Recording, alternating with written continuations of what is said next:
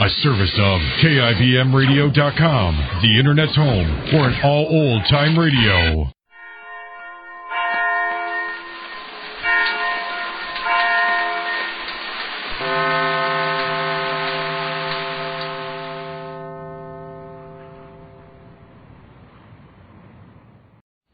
And now, a tale well calculated to keep you in suspense. Two brothers play a deadly game. In a moment, Act One of Murder is a Matter of Opinion, starring Phil Meader and William Lipton, based on a story by Jules Archer, and written especially for Suspense by Ronald Dawson.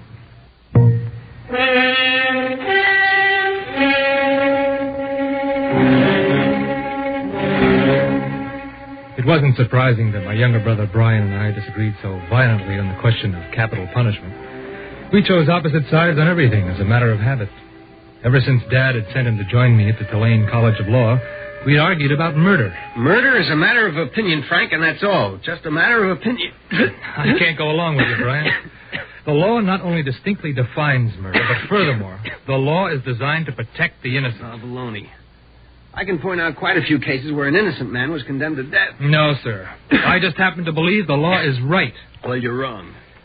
Look, if you're so darn sure that the law could be wrong, prove it. All right, I will. How? Each year, Tulane stages a mock trial, right? Of course. The moot court board. Right.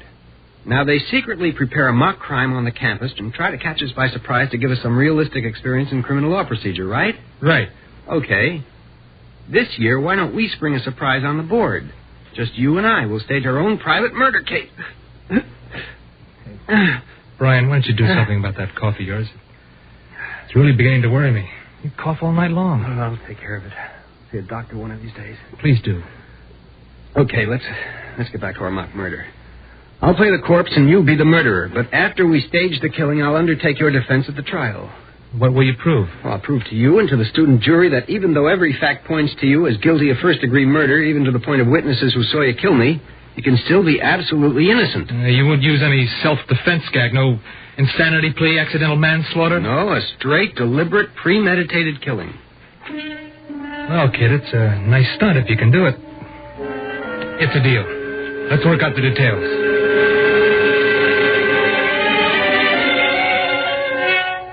To give us a little more incentive, I bet Brian $100 that he couldn't win. And we got busy and worked out the details. We rehearsed and rehearsed until we were letter perfect. And then we began to act out the drama for the benefit of the student body. We were in the dormitory, and it was crowded. And by what perverted logic, Frank, do you contend that a mother who mercifully puts her idiot child out of its misery is a murderess? No one has the right to take another's life. Don't quote the Bible to me.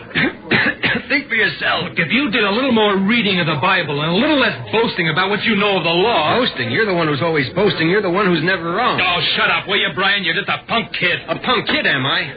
I'll show you who's a kid or not. Hey, come on, you two, cut it out. Mind your own business. Yeah, Tom, you keep out of this. I'm not going to let this little louse get away with all this nonsense of his. Hey! Okay, brother dear. I'll get you for that.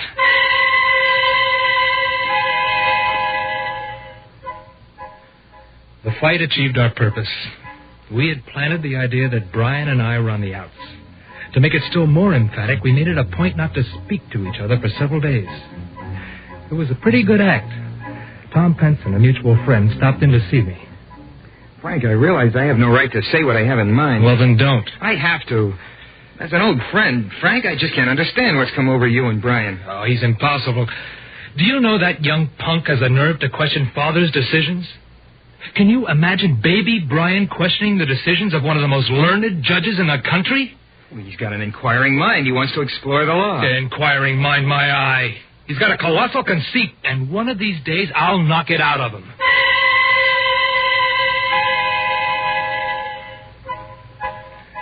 Poor Tom Penson tried to make peace between us. But Brian and I remained irreconcilable. And then came our next move. Over the weekend, Brian discovered that his watch was missing. He speculated loudly and bitterly and pointed out how it might have disappeared. I left the dormitory, slamming the door behind me. Later that day, I was sitting with Tom Penson and a few of the boys at the campus cafeteria. Brian wandered in as per schedule, signaling his entrance with that racking cough of his. Oh, gentlemen, just gaze at what my poor, deluded father expects Tulane to transform into a lawyer. All right, where is it? Where's what? You know darn well what. My watch. Now, how should I know where your watch is? I want it back, and I want it back now. Are you implying that I stole your lousy watch? I'm implying nothing. I'm saying you stole it. Hey, look, fellas, if you're going to start another fight, I'm getting out of here. I don't You want stay right where you are, Tom. I want a witness to just what that young punk is saying. For the last time, I want my watch. Look, if you weren't such a weak sister, I'd knock you on your ear. Why, you... Brian, don't. Get out of the way, Tom. Now, you, Mr. Frank Jackson, are going to give me back my watch. I haven't got it, you ass. Okay, then, you dirty lying thief. Hey, stop it, you guys. Come on, Frank. Brian, cut it out. You'll kill each other. I'll get you for this. Sweet, dear brother. You'll pay for this, baby Brian. Well, that was the finish of the build-up. And it worked out exactly as Brian and I had planned. The campus buzzed with gossip about the feuding Jackson brothers. There was even a rumor current that the dean was going to send for both of us. Brian and I had started that rumor. Well, that night there was an affair on the campus, which neither of us attended. I slipped over to my study, and a few minutes later, Brian came in. Hi there, public enemy number one. Hi, big boy. Hey, Brian, I wish you'd take care of that cough. Yeah, I will soon. Oh, my jaw is still sore, you bum. You didn't have to hit me that hard. I'm sorry, Frank. I tried to pull my punch, but I guess I'm not very good at that sort of thing.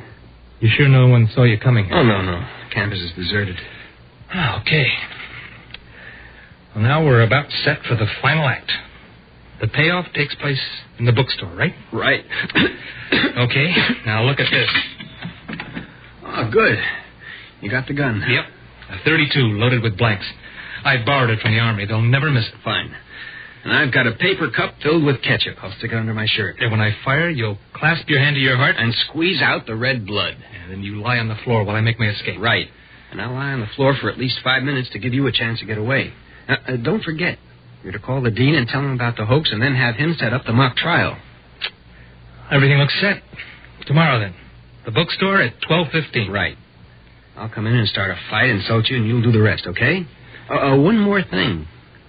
All those plans we worked out on paper, you're sure you threw them all out? Absolutely. I burned them.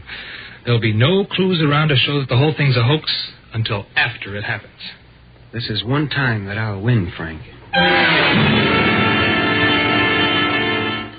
Everything went smoothly. Brian entered the bookstore at 12:15, mingling with the noonday browsers. He was examining a book off one of the shelves when I entered. All right, you dirty little swine. Wait a minute, Frank. You couldn't stop telling everyone that I'm a thief, could you? Frank, put away that gun. Not until I use it on you.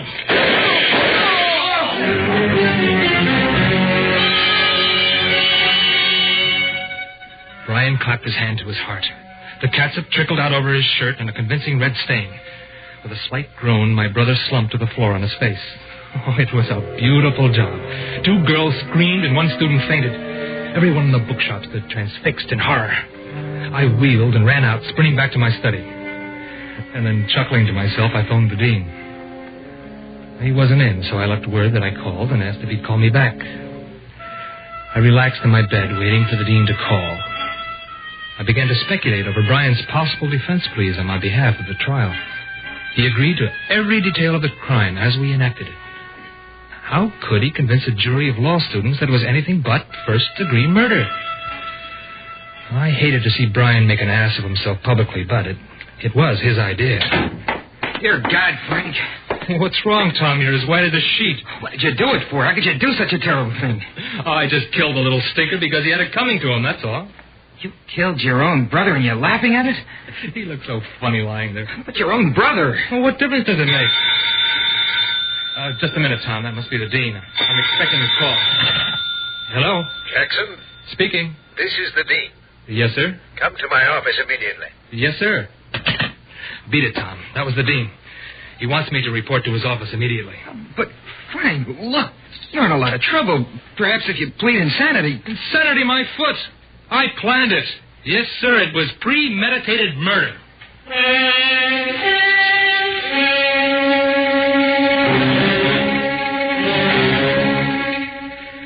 Slowly, I entered the dean's office. To my surprise, there was a police captain with him.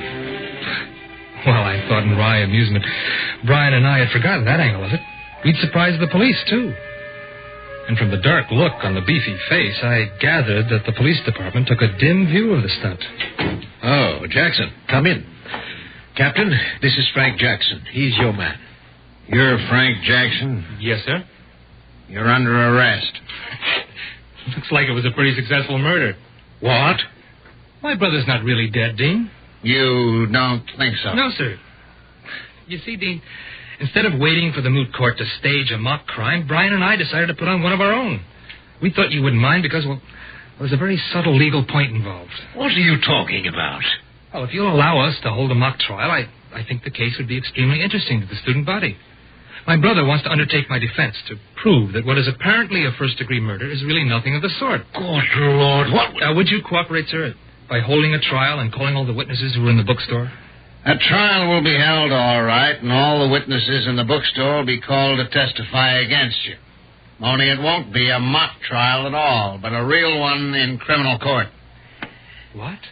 Frank Jackson, I arrest you for the murder of your brother, Brian. Okay, Captain, you can stop kidding now. I know you're trying to fool me the way we fooled you. Do you mean to say that you don't think you killed your brother? Well, of course not. The bullets were blanks. Were they? Pretty deadly blanks, Jackson. Deadly enough to kill your brother 5 seconds after you fired them. Let's go. It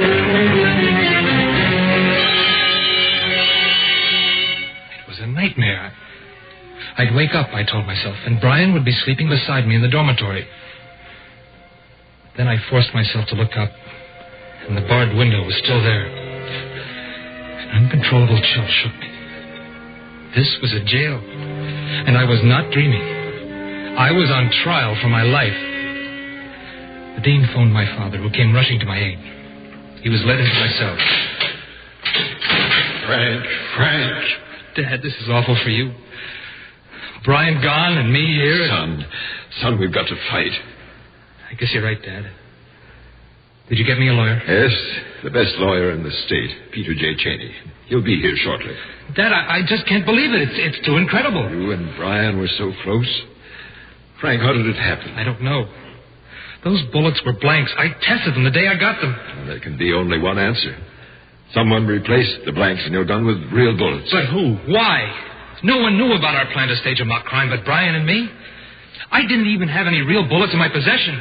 There wasn't even the possibility of a mistake. Brian certainly never would have done it. He knew full well the gun was going to be fired at him. And who? Why? I just can't figure it, Dad. It's driving me mad. Think hard, Frank. Isn't there anybody, one single person, who knew about or suspected the hoax? No, there isn't. Not a living soul can testify that Brian and I were playing a game. The only voice that could prove it belongs to my dead brother. And on the other hand, everyone on campus can testify that we had bitter quarrels. None of them knows that the quarrels were faked, and at least 12 witnesses saw me shoot my own brother down. Saw me murder Brian in cold blood.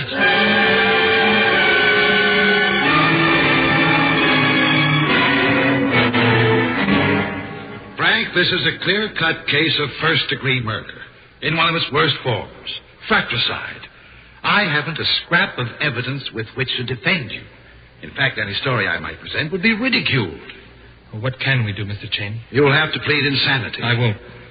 I can't. Judge Jackson, you know we couldn't win your son's acquittal on the strength of the boy's absolutely unsupported story. Well, I must But say it is true, I tell you. I believe you. Otherwise, I wouldn't defend you.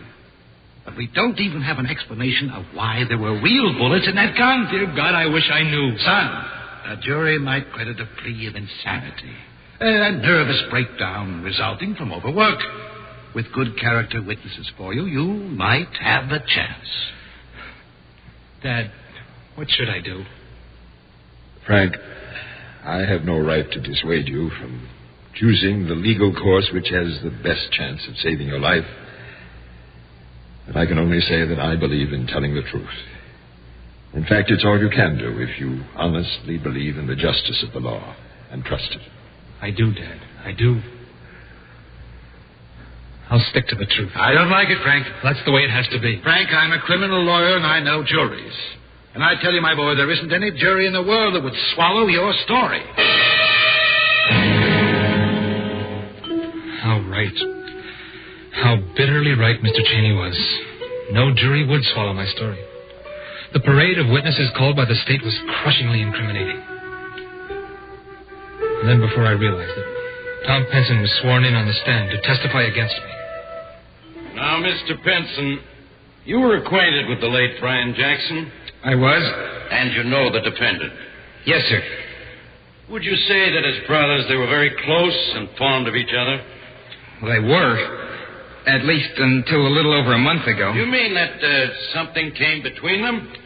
Well, I suppose so, but I don't know what. Very well. Now, Mr. Penson, were you present in the cafeteria on the afternoon of December 10th?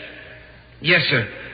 I was having a cup of coffee with the defendant, Frank Jackson. What happened? Brian came in and Frank insulted him. What do you mean he insulted him? Well, Frank said, "Take a look at what my father expects Tulane to transform into a lawyer." He meant, of course, his brother Brian? Yes, sir. And he said it so loud that everyone in the cafeteria must have heard it. I see. Then what happened? Brian accused Frank of stealing his watch. Was that the end of their quarrel? No, Frank denied that he had the watch, and Brian struck him. You saw that blow struck? I did. Yes, sir. Mr. Penson, were you present when the defendant fired the shots that killed his brother? I was. Where did that take place? In the bookshop. What were your reactions? I could hardly believe my eyes. I kept hoping it was some kind of a joke. Go on. I rushed over to Frank's room. Did you say anything to him? I did. I asked him why he did it and how he could have done such a terrible thing. What did he say? He said, "I killed the little stinker because he had it coming to him."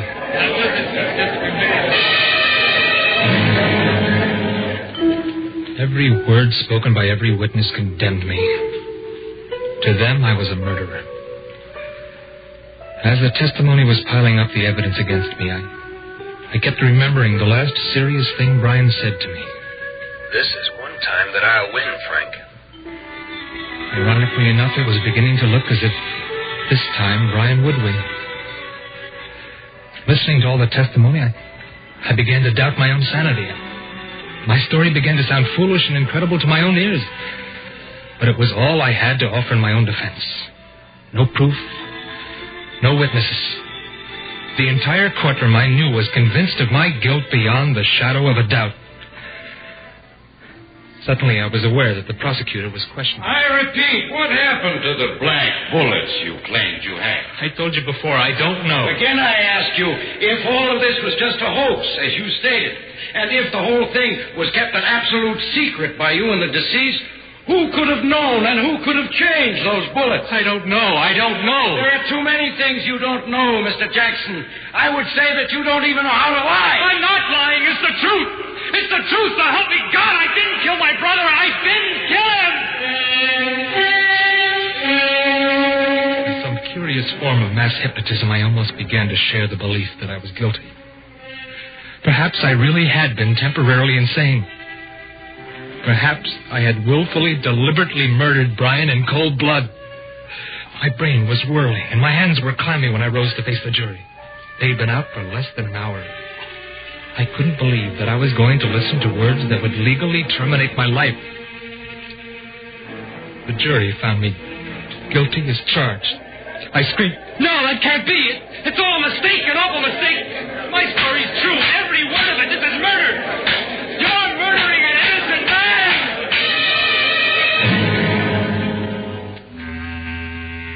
I was sentenced to die on the 4th of March. That gave me some time to think about the amazing thing, the unbelievable thing that had happened to me, some time to explore my soul and memory. I was innocent, and I had told the truth. But Brian was dead, and I was found guilty of his murder, and only he could have proved my innocence. His words came back to me 100 times a day. This is one time I'll win, Frank. I began to remember the arguments Brian and I had on capital punishment and murder. and the prophetic irony of his contention that under our laws an innocent man could be convicted of murder and be legally murdered by the state. 3 days after my sentence had been pronounced, the door of my cell was unlocked. The prison guard came in and told me the warden wanted to see me. I lurched along beside the guard down the long corridor and through a panel door. Inside the room were my father, Mr. Cheney, and another man I didn't recognize. The warden spoke first. Jackson, this is Mr. Bixton, a notary public. He's come here with an amazing story that I want him to tell you in front of your father and your lawyer. All right, Mr. Bixton. Well, you see, 3 days before your brother before he died, he came to me and wrote out a statement which he made me witness without reading. It was sealed in an envelope in my presence, and I kept it in my safe. Please go on. Your brother said you were going to be tried for a crime, and that if you were convicted, I was to hand this envelope to the warden 3 days after your sentence. I have acted upon his instructions. The warden has read the letter and wants me to give it to you. Here it is. To whom it may concern. This is an open letter to my brother Frank, who will probably need it. Dear Frank, I hope you will forgive me for what I did to you. It was I, Brian Jackson, who replaced the blanks in your gun with real bullets. If you recall, you kept urging me to see a doctor because of my cough. I did see a doctor, but never told you or Dad that he had given me only a year to live at most. I couldn't stand a lingering death like that, Frank, so from the very beginning when we planned the hoax, I had suicide in mind. That is what it practically was. But I wanted to prove to you for once that you were wrong. I wanted to show you that you, a perfectly innocent man, could be convicted of first-degree murder and sentenced to death under our system of law. This letter will, of course, bring you your freedom. But if my hand had not risen from the grave, so to speak, the law would have hanged you. Now do you admit that murder, even the clearest murder, is purely a matter of opinion?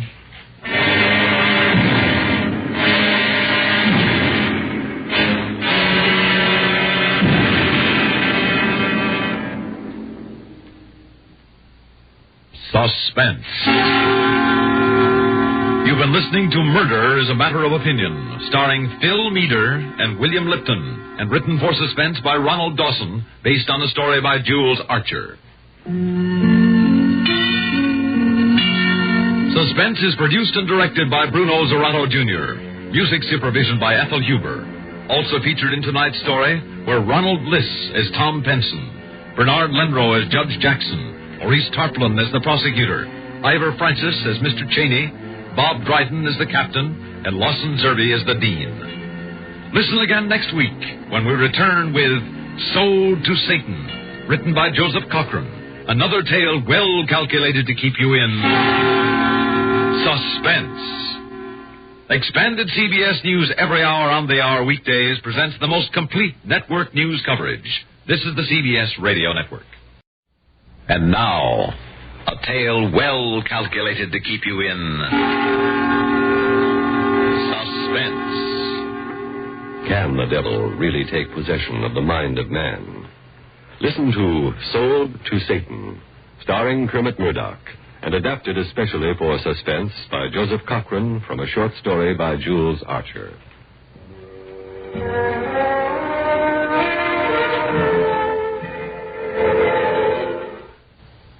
Just for the record, I'm not Frank Weinglass, president of the Figurette firm. And yet I'm a significant part of him. I'm sure Frank's dimly conscious of me. He wrote in his diary, I believe every man must carry a personal Satan caged deep within himself.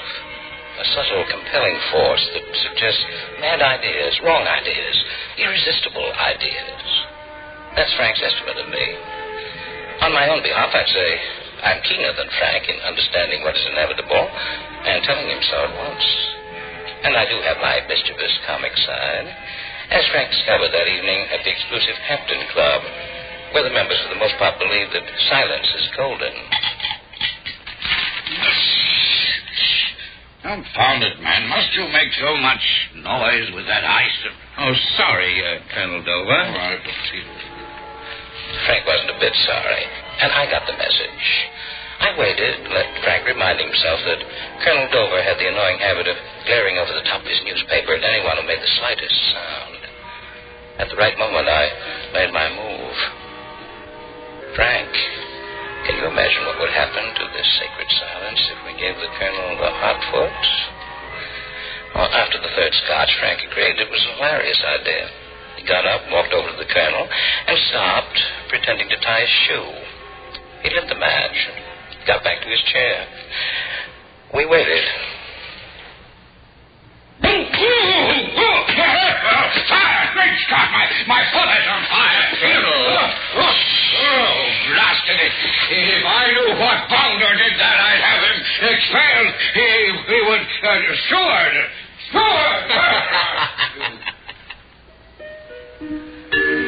As I said, I grasped the inevitable, and what I suggested a few days later met with flat refusal, even to listen. But I knew he'd come round. Then, too, I had the lever to pry Frank away from his deepest fears and inhibitions and commit even murder. The lever was Diane Rodell, model for Figurette. She came into the office of Harry Feeney as Frank's partner one morning after they'd had a night on the town. Hello, honey boy. Hello, Diane.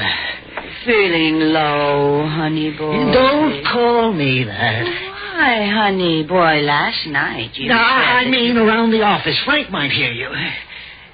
even if I nestle up close and whisper it like this. Honey boy. No matter what happened last night, these are business hours. That's why I'm here. Some other time, huh? I can't think. My head is... But my bill collector, he's such a nasty man. And when I say some other time, he says, no, sister, right now or else.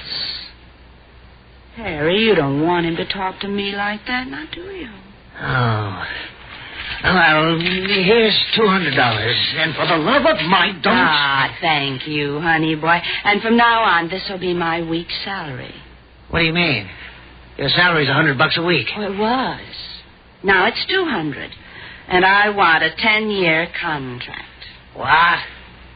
Now, see here, Diane, you can't put the bite on me. No, absolutely Don't no. get impulsive, honey boy, or I'll show these photographs to Mrs. Feeney.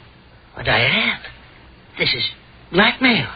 Oh, no, honey boy, you know I'm the best model figurette ever had. I'm worth $200.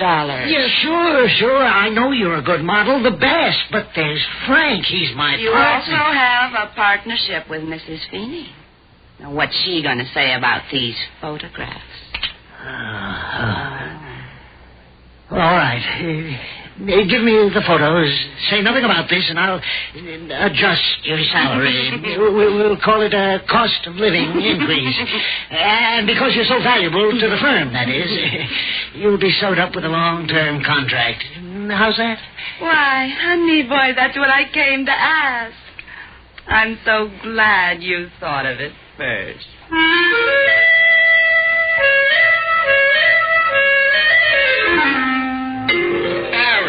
You bet.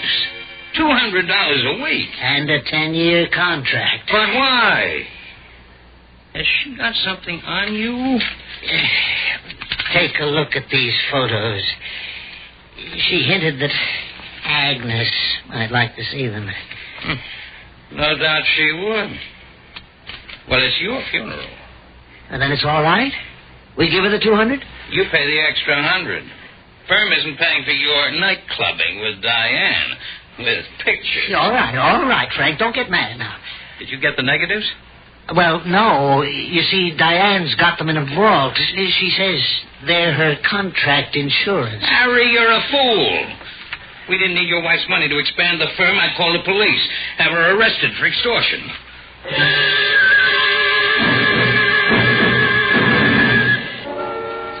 The next time I whispered to Frank, that shocked look didn't come over his face, and he listened. For this time I was able to add, for Doug's sake, to the word murder. Douglas Wineglass was Frank's adopted son. The attachment was even stronger than I realized. Doug handled the firm's advertising. He was a shy boy of 24 who walked with a limp caused by a knee infection when he was a child.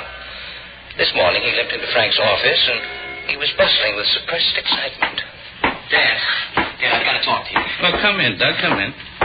Looks as if you had something on your mind. Dad, you're going to become a father-in-law. Son. Oh, that's fine. Really it is. Why, being a father-in-law is pretty close to being a grandfather. Now, who's going to make an honest man of you? She's the girl who makes millions of women buy figurehead undergarments. You mean Diane Rodell? Well, Dad, I didn't expect that tone from you just because she's a model. Doug, isn't it possible you've let yourself be carried away? I know how it is, a beautiful girl like Diane. Now, don't say anything against her, Dad. She's the sweetest, most sincere, and modest girl I've ever known. I love her, and we're going to be married. Doug, think this over. For a lot of reasons. Give me one. Just one. Well, all right. Ask yourself why Diane, with her looks and her glamour, wants to marry a kid like you who's lame in one leg. I've heard enough, Dad. Nothing you can say will interest me. Not after that. Oh, Doug, come back. I didn't mean it.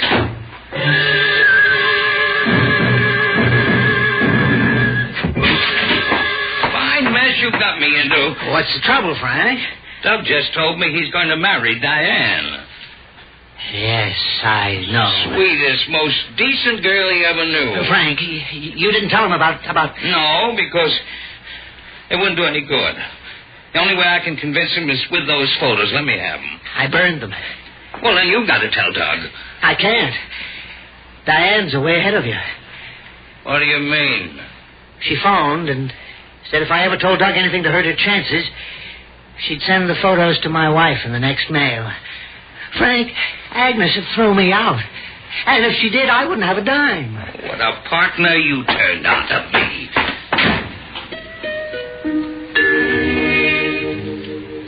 Frank fought off my suggestion to murder Diane. He told himself he could buy her off. He called Diane and arranged to see her that night. Well, I didn't argue. I knew he had to try everything before the inevitable solution. So nice of you to call, Mr. Wineglass. Do sit down. You know why I'm here, so let's skip the preliminaries. Get down to the price. What's your half of figurette worth? $60,000. Let's not play foxy with each other. My source of information tells me it's worth $150,000. The same for Harry Feeney. Except his wife owns his shares. Knowing you can't shake her down, you think you'll get it through Doug. Oh, l'amour, l'amour. I just can't resist Doug. And vice versa. A grand passion like ours is worth $150,000. Well, good night, Daddy. My boy thinks you're the most decent girl in the world. How perfectly darling of him. You wouldn't ever tell him anything different. Now, would you, Mr. Wineglass?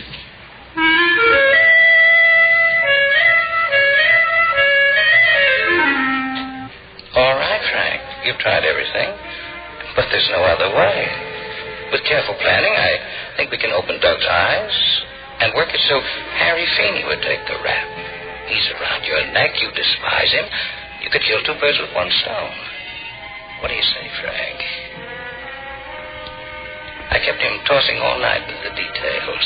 The first step, of course, was to undo the Harvard Doug. Well, that was taken care of first thing in the morning. You wanted to see me?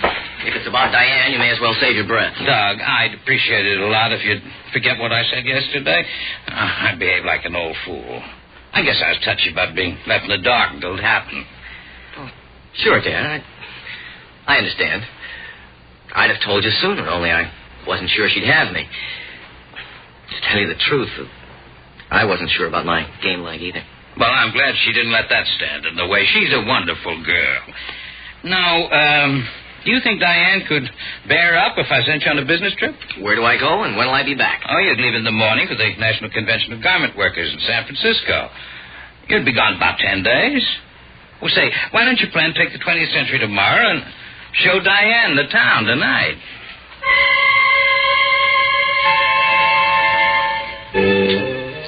Step number 1 was easy. Dud softened up and out down for 10 days. Diane out of her apartment for the night. Step number 2 consists of your alibi, Frank. We'd better put through a test run. And at the same time, set up the motive for the forthcoming trial of the People versus Harry Feeney, your partner. Everything hinged on the timing. So promptly at 9:02, we were at the Hampton Club. Colonel Dover's face was buried in the newspaper, as usual. At 9:15, he had turned page 1. Now, Frank, let him have it. Blast it! Oh, sorry, Colonel. Very sorry. Well, that's all right. Perfect, Frank, oh boy. Perfect. 9:20, at my whisper, he rose, slipped out the French window and into the garden. It took 3 minutes to reach the Madison Arms, Diane's apartment house up the street from the club. Entering by way of the cellar, he climbed the 10 flights of stairs without meeting anyone and emerged at the car in the window. He had a bit of luck when he got out on the fire escape and found the window to Diane's room open an inch. 9:30, he was picking out a note on Diane's typewriter. He finished the note, and at exactly 9:40, he left the apartment, hurried down the stairs, walked to the club, and entered by the same window. He sank into his chair. Colonel Dover had turned another page of the newspaper. Frank wanted to do it right away, but I made him wait a couple of minutes. Now. Now, confound it, sir. Must you clear that infernal road every 2 minutes? Oh, sorry. Terribly sorry, Colonel. Well, glad to keep you. The run-through was perfect. Frank was elated. I told him the plan was foolproof. Frank, the only thing that can trip you up is nerves. So now, relax. Get some sleep. I reminded him to mail the letter he had typed on Diane's stationery. The reaction to that didn't take long. Oh, Frank, listen, what am I going to do? Look at this letter I got this morning. What am I going to do? How do I know till you tell me what it's all about? Well, here, read it. Harry, honey boy. Honey boy, good gracious. I'm afraid the time has come. I need a little extra money. Let's make it $25,000. You can bring it to my apartment tonight at 9:45 sharp. Don't telephone any excuses, or I'll stroll down to the mailbox. $25,000. She writes as if it were petty cash. P.S. Bring it all in cash, please. I can't raise $2,500, let alone what she's asking. Frank, you couldn't see your way clear to let me have it, huh? You'll get it back, every cent. Sure.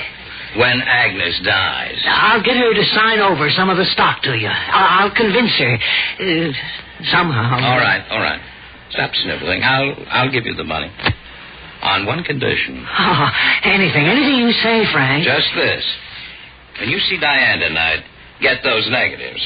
Slap her around if you have to, but get them. Understand? Oh, sure. I'll get them even if I have to knock her out. Frank, old boy, you're a real friend. I'll never forget this. Never. Hook, line, and sinker.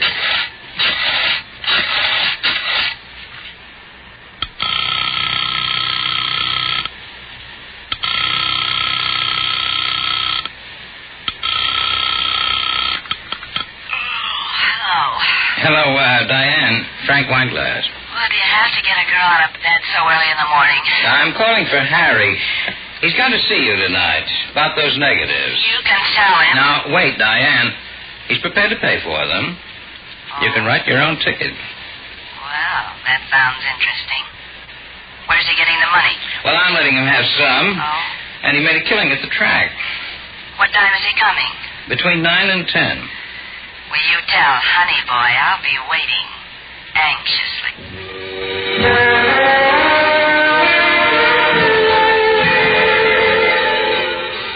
Frank was on edge, so I made him wait in the club a full 5 minutes more.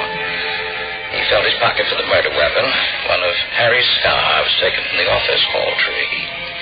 According to schedule, it would be wrapped around Diane's beautiful neck at 9:37. Frank slipped out by way of the French window and made his way to Diane's apartment. No need to climb the steps this time. She was anxiously waiting for her honey boy. Come right on. Oh, it's you. I thought Harry was coming. Well, you know how Agnes is. He couldn't get away. So he sent me with the money. How much? He told me I could name the price. Have you got it with you? If you have the negatives. I've got them. You see them when I get the money. How much? 150 grand. That's what I figured it'd be. It'll break Harry, but, that's his funeral. Sure you want to count it, but you'll find it's all there. 100. Two. Oh, you big bum. There's nothing but blank paper.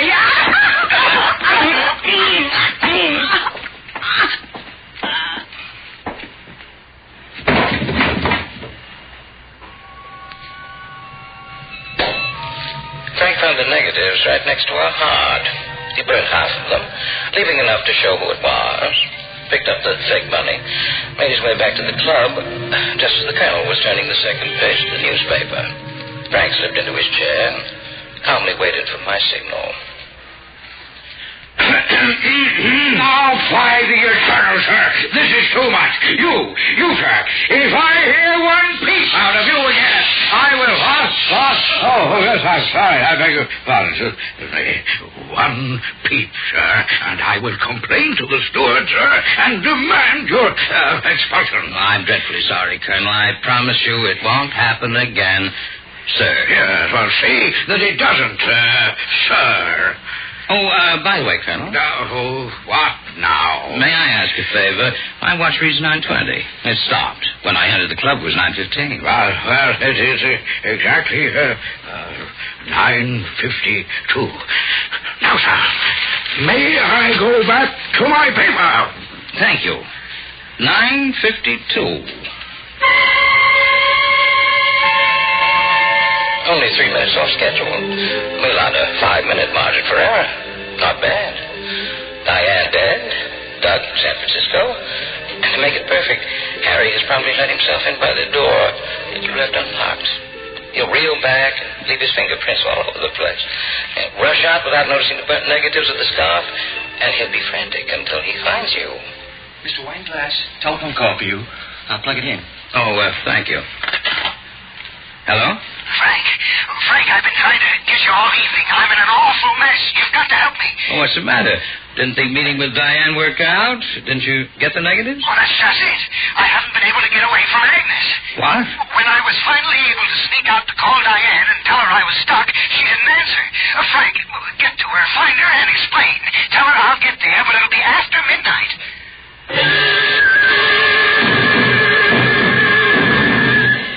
I saw Frank go white.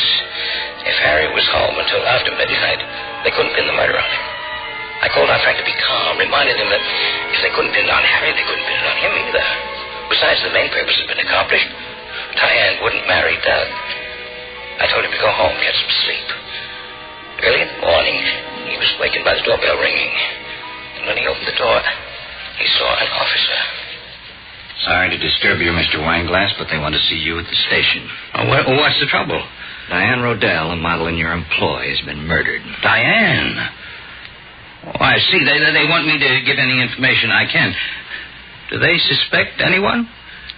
Hate to be the one to tell you, but they're holding Douglas Wineglass. Oh, that's impossible. He's in San Francisco. He was to take a train, but stayed in the city until the last minute and decided to take a plane. He phoned the police from her apartment. We found him holding some burnt negatives. He didn't deny the murder. He just kept saying he didn't want to live any longer. Get me down to the station as fast as you can. Well, I'll clear this up in no time. All right, the car's waiting. I whispered, Frank, don't be a fool. The boy doesn't mean that much to you. He didn't even hear me. Maybe I didn't know the real Frank Wineglass after all. Maybe Frank was willing to pay with his life just to prove me wrong for once. So long, Frank. I won't be taking this trip with you. You double-crossed me at the last.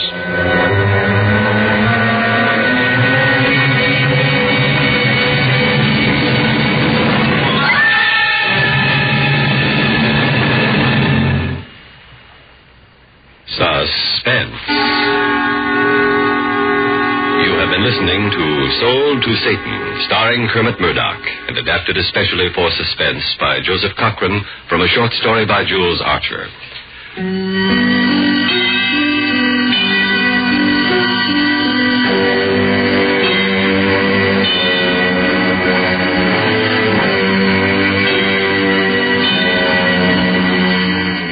Suspense is produced and directed by Bruno Zerato Jr., musical supervision by Ethel Huber. Heard in tonight's story were Elizabeth Lawrence as Diane Rodell, Robert Dryden as Harry Feeney, Ian Martin as Colonel Dover, Richard Holland as Douglas Wineglass, and Dick Hamilton as the police officer. Listen again next week when we return with The Juveline Rebellion, written by Robert Senadella.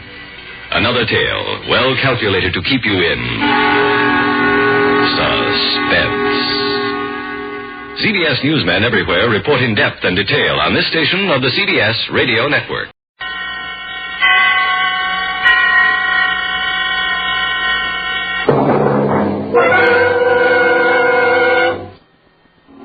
Suspense. Two brothers play a deadly game. In a moment, Act One of Murder is a Matter of Opinion, starring Phil Meader and William Lipton, based on a story by Jules Archer, and written especially for Suspense by Ronald Dawson. The lively crowd today agree. Those who think young say Pepsi, please. They picked the right one, the modern right one. Now it's Pepsi. For those who think young, so go ahead and pick the drink that lets you drink young as you think. Yes, get the right one, the modern right one. Now it's Pepsi. For those who think young.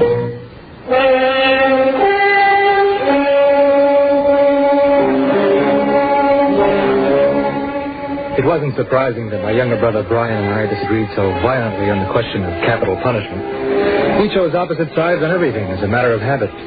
Ever since Dad had sent him to join me at the Tulane College of Law, we argued about murder. Murder is a matter of opinion, Frank, and that's all. Just a matter of opinion. I can't go along with you, Brian.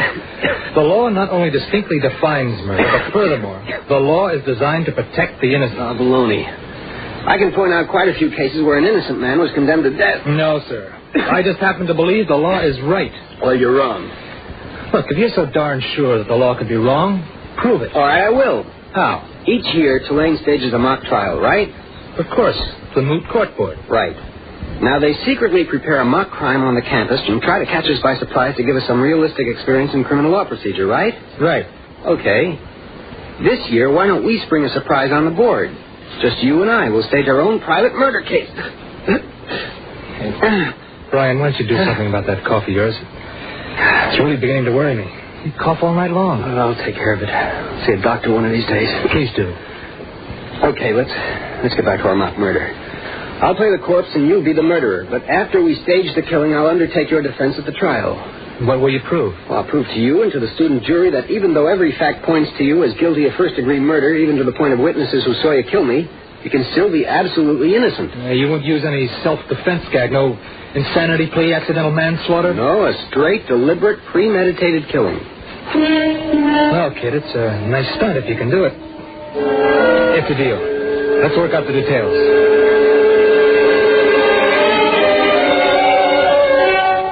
To give us a little more incentive, I bet Brian $100 that he couldn't win.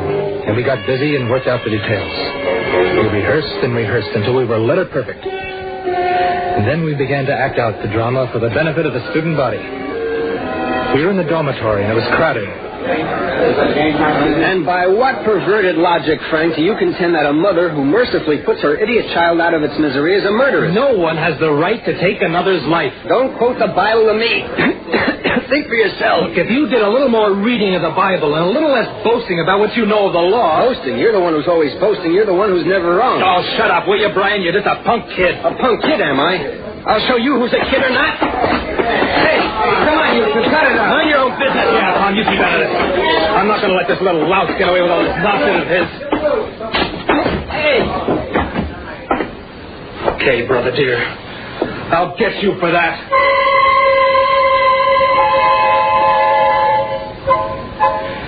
The fight achieved our purpose. We had planted the idea that Brian and I were on the outs. To make it still more emphatic, we made it a point not to speak to each other for several days. It was a pretty good act. Tom Penson, a mutual friend, stopped in to see me. Frank, I realize I have no right to say what I have in mind. Well, then don't. I have to. As an old friend, Frank, I just can't understand what's come over you and Brian. Oh, he's impossible. Do you know that young punk has a nerve to question Father's decisions? Can you imagine baby Brian questioning the decisions of one of the most learned judges in the country? Well, he's got an inquiring mind. He wants to explore the law. Inquiring mind, my eye. He's got a colossal conceit, and one of these days I'll knock it out of him.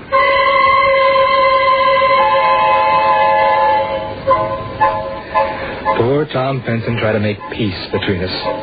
But Brian and I remained irreconcilable. And then came our next move. Over the weekend, Brian discovered that his watch was missing. He speculated loudly and bitterly and pointed out how it might have disappeared. I left the dormitory, slamming the door behind me. Later that day, I was sitting with Tom Penson and a few of the boys at the campus cafeteria. Brian wandered in as per schedule, signaling his entrance with that racking cough of his. Oh, gentlemen, just gaze at what my poor deluded father expects Tulane to transform into a lawyer. Why, where is it? Where's what? You know darn well what. My watch. Now, how should I know where your watch is? I want it back, and I want it back now. Are you implying that I stole your lousy watch? I'm implying nothing. I'm saying you stole it. Hey, look, fellas, if you're going to start another fight, I'm getting out of here. I don't want to... You stay right where you are, Tom. I want to witness to just what that young punk is saying. For the last time, I want my watch. Look, if you weren't such a weak sister, I'd knock you on your ear. Why, you... Brian, don't. Get out of the way, Tom. Now, you, Mr. Frank Jackson, are going to give me back my watch. I haven't got it, you ass. Okay, then, you dirty lying thief. Hey, stop it, you guys. Come on, Frank. Try and cut it out. You'll kill each other. I'll get you for this. Sweet dear brother, you'll pay for this, baby Brian. Well, that was the finish of the build-up. And it worked out exactly as Brian and I had planned. The campus buzzed with gossip about the feuding Jackson brothers. There was even a rumor current that the dean was going to send for both of us. Brian and I had started that rumor. Well, that night there was an affair on the campus, which neither of us attended. I slipped over to my study, and a few minutes later, Brian came in. Hi there, public enemy number one. Hi, big boy. Hey, Brian, I wish you'd take care of that cough. Yeah, I will soon. Well, my jaw is still sore, you bum. You didn't have to hit me that hard. Sorry, Frank. I tried to pull my punch, but I guess I'm not very good at that sort of thing. You sure no one saw you coming? Oh, no. Campus is deserted. Okay. Well, now we're about set for the final act. The payoff takes place in the bookstore, right? Right. Okay, now look at this. Oh, good. You got the gun? Yep. A 32 loaded with blanks. I borrowed it from the Army. They'll never miss it. Fine. And I've got a paper cup filled with ketchup. I'll stick it under my shirt. Then when I fire, you'll clasp your hand to your heart? And squeeze out the red blood. And then you lie on the floor while I make my escape. Right. And I'll lie on the floor for at least 5 minutes to give you a chance to get away. Don't forget, you're to call the dean and tell him about the hoax and then have him set up the mock trial. Everything looks set. Tomorrow, then. The bookstore at 12:15. Right. I'll come in and start a fight, insult you, and you'll do the rest, okay? One more thing. All those plans we worked out on paper, you're sure you threw them all out? Absolutely. I burned them. There'll be no clues around to show that the whole thing's a hoax until after it happens. This is one time that I'll win, Frank. Everything went smoothly. Brian entered the bookstore at 12:15, mingling with the noonday browsers. He was examining a book off one of the shelves when I entered. All right, you dirty little swine. Wait a minute, Frank. You couldn't stop telling everyone that I'm a thief, could you? Frank, put away that gun. Not until I use it on you.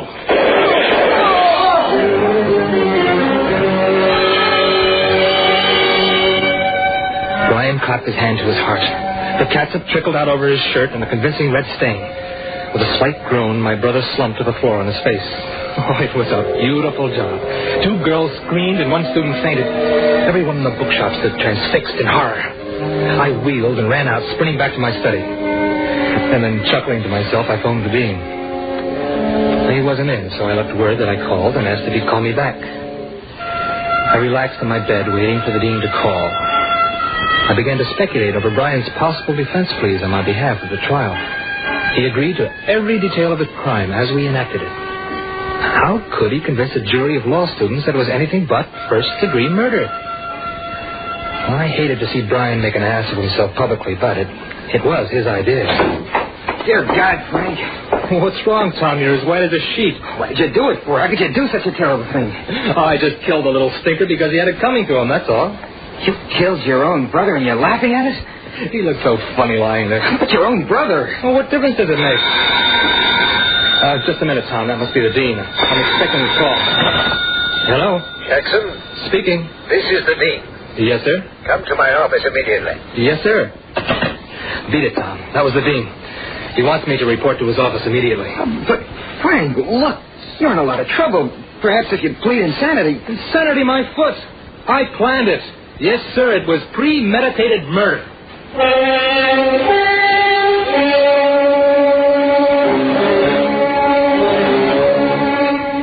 Happily, I entered the dean's office. And to my surprise, there was a police captain with him. Well, I thought in wry amusement, Brian and I had forgotten that angle of it. We'd surprised the police, too. And from the dark look on the beefy face, I gathered that the police department took a dim view of the stunt. Oh, Jackson, come in.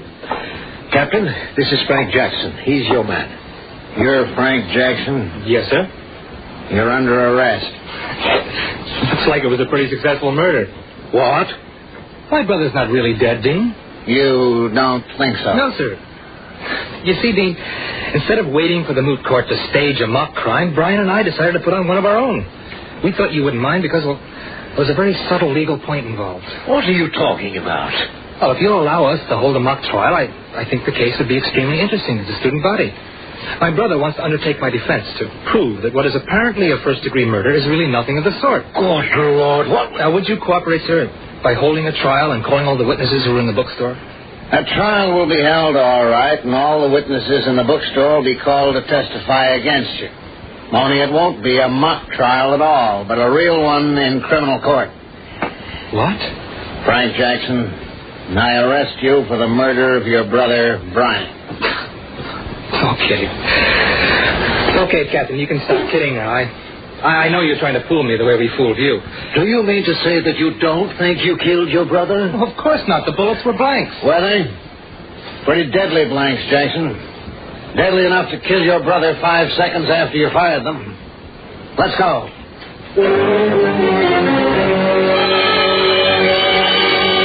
It was a nightmare. I'd wake up, I told myself, and Brian would be sleeping beside me in the dormitory. Then I forced myself to look up, and the barred window was still there. An uncontrollable chill shook me. This was a jail, and I was not dreaming. I was on trial for my life. The dean phoned my father, who came rushing to my aid. He was led into my cell. Frank. Dad, this is awful for you. Brian gone and me here. Son, we've got to fight. I guess you're right, Dad. Did you get me a lawyer? Yes, the best lawyer in the state, Peter J. Cheney. He'll be here shortly. Dad, I just can't believe it. It's too incredible. You and Brian were so close. Frank, how did it happen? I don't know. Those bullets were blanks. I tested them the day I got them. Well, there can be only one answer. Someone replaced the blanks in your gun with real bullets. But who? Why? No one knew about our plan to stage a mock crime but Brian and me. I didn't even have any real bullets in my possession. There wasn't even the possibility of a mistake. Well, Brian certainly never would have done it. He knew full well the gun was going to be fired at him. And who? Why? I just can't figure it, Dad. It's driving me mad. Think hard, Frank. Isn't there anybody, one single person, who knew about or suspected the hoax? No, there isn't. Not a living soul can testify that Brian and I were playing a game. The only voice that could prove it belongs to my dead brother. And on the other hand, everyone on campus can testify that we had bitter quarrels. None of them knows that the quarrels were fake, and at least 12 witnesses saw me shoot my own brother down. Saw me murder Brian in cold blood.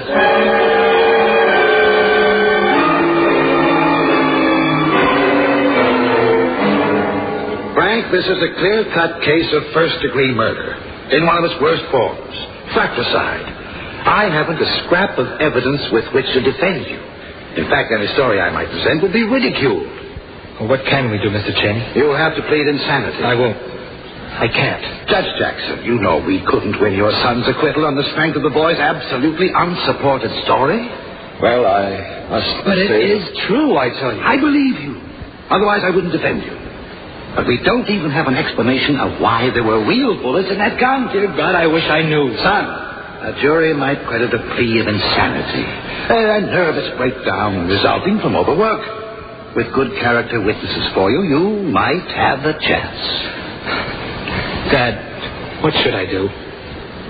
Frank, I have no right to dissuade you from choosing the legal course which has the best chance of saving your life. But I can only say that I believe in telling the truth.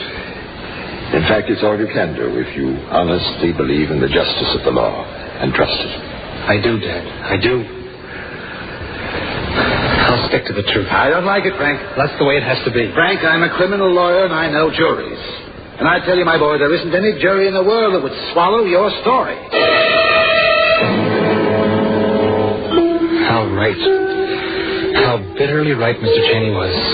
No jury would swallow my story. The parade of witnesses called by the state was crushingly incriminating. And then before I realized it, Tom Penson was sworn in on the stand to testify against me. Now, Mr. Benson, you were acquainted with the late Brian Jackson? I was. And you know the defendant? Yes, sir. Would you say that as brothers they were very close and fond of each other? Well, they were. At least until a little over a month ago. You mean that something came between them? Well, I suppose so, but I don't know what. Very well. Now, Mr. Benson, were you present in the cafeteria on the afternoon of December 10th? Yes, sir. I was having a cup of coffee with the defendant, Frank Jackson. What happened? Brian came in and Frank insulted him. What do you mean he insulted him? Well, Frank said, "Take a look at what my father expects Tulane to transform into a lawyer." He meant, of course, his brother Brian? Yes, sir. And he said it so loud that everyone in the cafeteria must have heard it. I see. Then what happened? Brian accused Frank of stealing his watch. Was that the end of that quarrel? No, Frank denied that he had the watch, and Brian struck him. You saw that blow struck? I did. Yes, sir. Mr. Benson, were you present when the defendant fired the shots that killed his brother? I was. Where did that take place? In the bookshop. What were your reactions? I could hardly believe my eyes. I kept hoping it was some kind of a joke. Go on. I rushed over to Frank's room. Did you say anything to him? I did. I asked him why he did it and how he could have done such a terrible thing. What did he say? He said, "I killed the little stinker because he had it coming to him."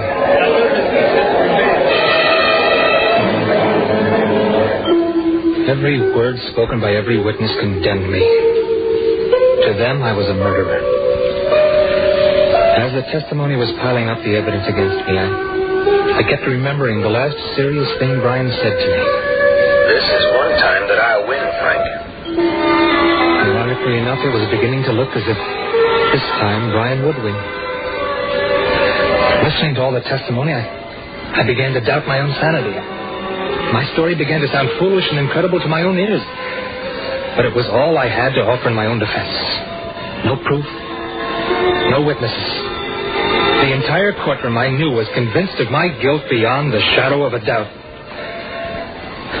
Suddenly, I was aware that the prosecutor was questioning. I repeat, what happened to the blank bullets you claimed you had? I told you before, I don't know. Again, I ask you, if all of this was just a hoax, as you stated, and if the whole thing was kept an absolute secret by you and the deceased, who could have known and who could have changed those bullets? I don't know. I don't know. There are too many things you don't know, Mr. Jackson. I would say that you don't even know how to lie. I'm not lying. It's the truth. It's the truth. So help me God. I didn't kill my brother. I didn't kill him.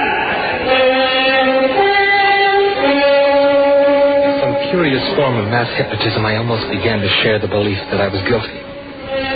Perhaps I really had been temporarily insane. Perhaps I had willfully, deliberately murdered Brian in cold blood. My brain was whirling, and my hands were clammy when I rose to face the jury. They'd been out for less than an hour. I couldn't believe that I was going to listen to words that would legally terminate my life. The jury found me guilty as charged. I screamed, No, that can't be it. It's all a mistake, an awful mistake. My story's true, every word of it. This is murder. You're murdering an innocent man.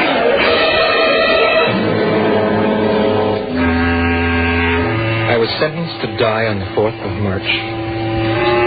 That gave me some time to think about the amazing thing, the unbelievable thing that had happened to me, some time to explore my soul and memory. I was innocent, and I had told the truth. But Brian was dead, and I was found guilty of his murder, and only he could have proved my innocence. His words came back to me 100 times a day. This is one time I'll win, Frank. I began to remember the arguments Brian and I had on capital punishment and murder, and the prophetic irony of his contention that under our laws an innocent man could be convicted of murder and be legally murdered by the state. 3 days after my sentence had been pronounced, the door of my cell was unlocked. The prison guard came in and told me the warden wanted to see me. I lurched along beside the guard down the long corridor and through a panel door. Inside the room were my father, Mr. Cheney, and another man I didn't recognize. The warden spoke first. Jackson, this is Mr. Bixton, a notary public. He's come here with an amazing story that I want him to tell you in front of your father and your lawyer. All right, Mr. Bixton. Well, you see, 3 days before your brother before he died, he came to me and wrote out a statement which he made me witness without reading. It was sealed in an envelope in my presence, and I kept it in my safe. Please go on. Your brother said you were going to be tried for a crime, and that if you were convicted, I was to hand this envelope to the warden 3 days after your sentence. I have acted upon his instructions. The warden has read the letter and wants me to give it to you. Here it is. To whom it may concern. This is an open letter to my brother Frank, who will probably need it. Dear Frank, I hope you'll forgive me for what I did to you. It was I, Brian Jackson, who replaced the blanks in your gun with real bullets. If you recall, you kept urging me to see a doctor because of my cough. I did see a doctor, but never told you or Dad that he had given me only a year to live at most. I couldn't stand a lingering death like that, Frank, so from the very beginning when we planned the hoax, I had suicide in mind. That is what it practically was. But I wanted to prove to you for once that you were wrong. I wanted to show you that you, a perfectly innocent man, could be convicted of first-degree murder and sentenced to death under our system of law. This letter will, of course, bring you your freedom. But if my hand had not risen from the grave, so to speak, the law would have hanged you. Now do you admit that murder, even the clearest murder, is purely a matter of opinion?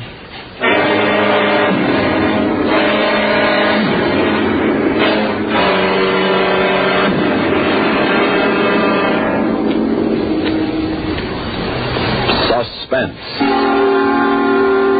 You've been listening to Murder is a Matter of Opinion, starring Phil Meader and William Lipton, and written for Suspense by Ronald Dawson, based on a story by Jules Archer. Suspense is produced and directed by Bruno Zorato Jr. Music supervision by Ethel Huber. Also featured in tonight's story were Ronald Bliss as Tom Penson, Bernard Lenrow as Judge Jackson, Maurice Tarplin as the prosecutor, Ivor Francis as Mr. Cheney, Bob Dryden as the captain, and Lawson Zerby as the dean. Listen again next week when we return with Sold to Satan, written by Joseph Cochran. Another tale well calculated to keep you in suspense. Expanded CBS News every hour on the hour weekdays presents the most complete network news coverage. This is the CBS Radio Network. And now, tale well calculated to keep you in suspense. How powerful is the curse of Ram Carr? Listen now to The Green Idol, starring Parker Fennelly, and written especially for Suspense by Jack Bundy.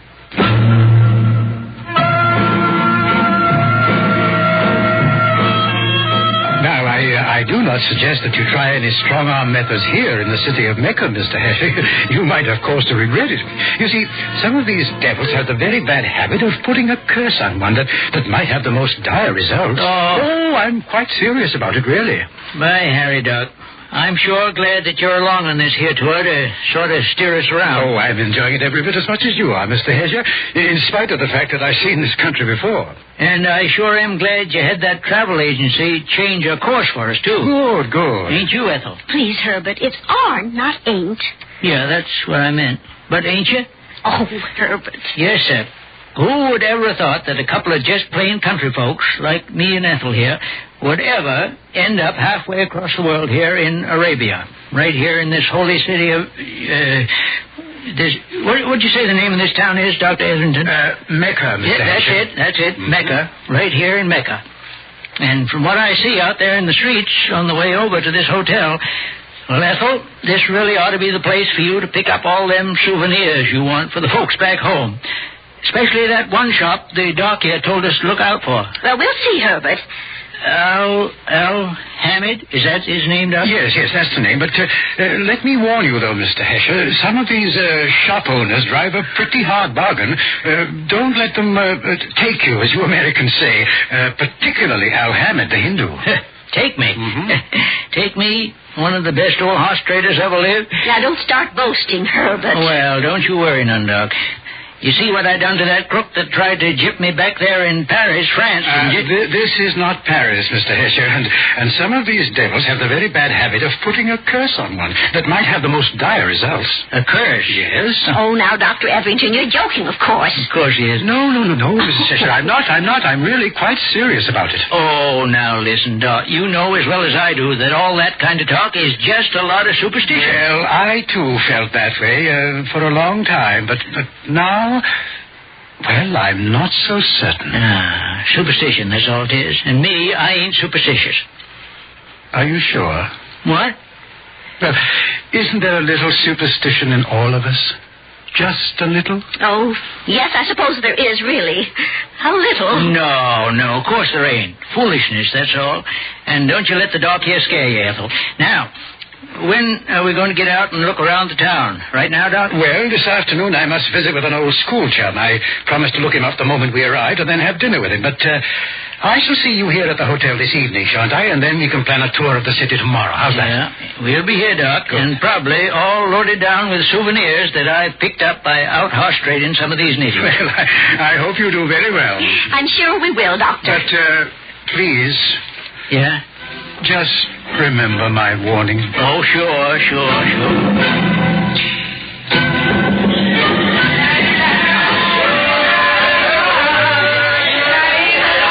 Herbert, I just love it. I just love this colorful, romantic old city. Yeah, it's mighty pretty, Ethel, in spite of all the dirt and noise and all. I tell you, I never see so many people wearing so many colors in all my born days. It's exciting, too, and a little mysterious. All the crooked, narrow little streets and alleys, and the old mosques, especially that big one, the Great Mosque. Yes. And look, Herbert, there's one of those, well, let me look in the guidebook. Yes, here. It's called a minaret. That's where the muezzin calls all the people to prayer or something. Too many beggars around here to suit me. Get away, you. Come on, Al, leave us alone. But I think they're very picturesque, even though they are awfully dirty. You know what tickled me, though? What? Seeing that camel train coming in at the other end there. I wonder how camels would do back in Maine. Well, according to the guidebook, most of those camels have come from a place called, Zidar. Is that so? Where is that? Oh, how should I know? But that's what the book says. Hey, look. Look at that big square black thing over there in front of the Great Mosque. Why, yes. Looks like a great big kind of block of cement. Now, let me see. Herbert. Yeah? That's what they call the Kaaba. Kaaba, huh? Uh-huh. Yes, it's a very holy shrine. Yeah? And what are they chasing each other all around it for? You see them? All them Arabs, I guess they are. Oh, that's one of their religious ceremonies. Oh, you're joking me. Oh, I'm not, Herbert. See what it says here? Those men are Muslims. Muslim. Yes. And when they come here to Mecca, they have to run around the Kaaba 7 times and then kiss it, then go and drink out of a holy well. Be doggone. I'd sure like to see what would happen if somebody started running 7 times around the church back home there and kissing the side of it. Folks would think he'd been staying out in the sun too long. But look over there, Ethel. You see that dirty little man sitting there cross-legged on the ground, playing on that little flute or whatever it is, and that, look, the snake weaving around in front of him out of that basket. Oh, that's awful. They call him a snake charmer. I see one of them in the circus once over to Bangor. Come on, let's go over and watch him. That's a horrible-looking snake. Cobra. That's what they call it. That's a hooded cobra. I see a picture of it one time in a book. I don't care what they call it. I don't like it. He sure has got it charmed, all right. Look, see the way it sways back and forth while he plays to it back and forth. It makes me shudder. Herbert, let's go somewhere else. Tell fortune, Effendi. What? Tell you all the future in the magic sand. Oh, say, now, that's an idea. How about it, Ethel? Want your fortune told? No. Let's go and see if we can't find that Al Hamid's curio shop the doctor told us about. No, come on. Let's get our fortune told. Oh, it's like that horrid snake. It gives me the shiver. Well, I want mine told anyway. Yes, you go right ahead, mister. Go ahead. Yes, side. Now, you want to look at the palm of my hand, or have you got tea leaves or something? No, side. I tell in the magic sand. Magic sand, eh? Yeah. Come on, Ethel. Come on. Get a load of this. La, la, la, la. What? La, la, wait a minute. Instead of singing it, just say it, so I can understand it, huh? Look now, Sahib. I stir the magic sand around. Please, Herbert, I don't like this man. I don't like his dirty old snake. Just wait now. Arab Sidi. Now, I look in future. Yeah? In future, I see, No. What are you talking about? Oh, I cannot tell. You go away. Now, don't start pulling that stuff. You go away. Well, what about that fortune you was going to tell me? I will not tell you. Mekto! Herbert, I don't like the way he's looking at us. It is best you do not know, Sahib. Now, listen here, mister. Are you going to tell my fortune, or ain't you? No. It's trouble. Much trouble. You must beware. What are you talking? Beware of what? Beware the fingers of death. Oh, no. Herbert, I don't like this. Beware the fingers of death. Yeah? What kind of fingers is that supposed to mean? I do not know, Sahib. I only know I see them in the sand. You go now. Okay, mister. If that's your idea of a joke. Scaring all the tourists with a little mumbo-jumbo. Herbert. Now, here you are. Here's a royal for your trouble. Come on now, Ethel. We'll look for that shop now. Do not forget, Effendi. I have warned you. Beware the fingers of death. Sure. Pretty good act, huh?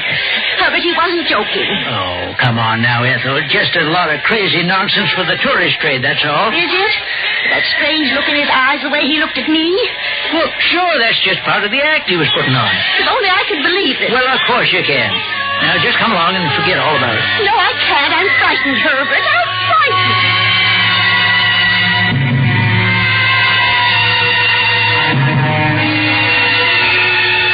Son of a gun, Ethel, I swan.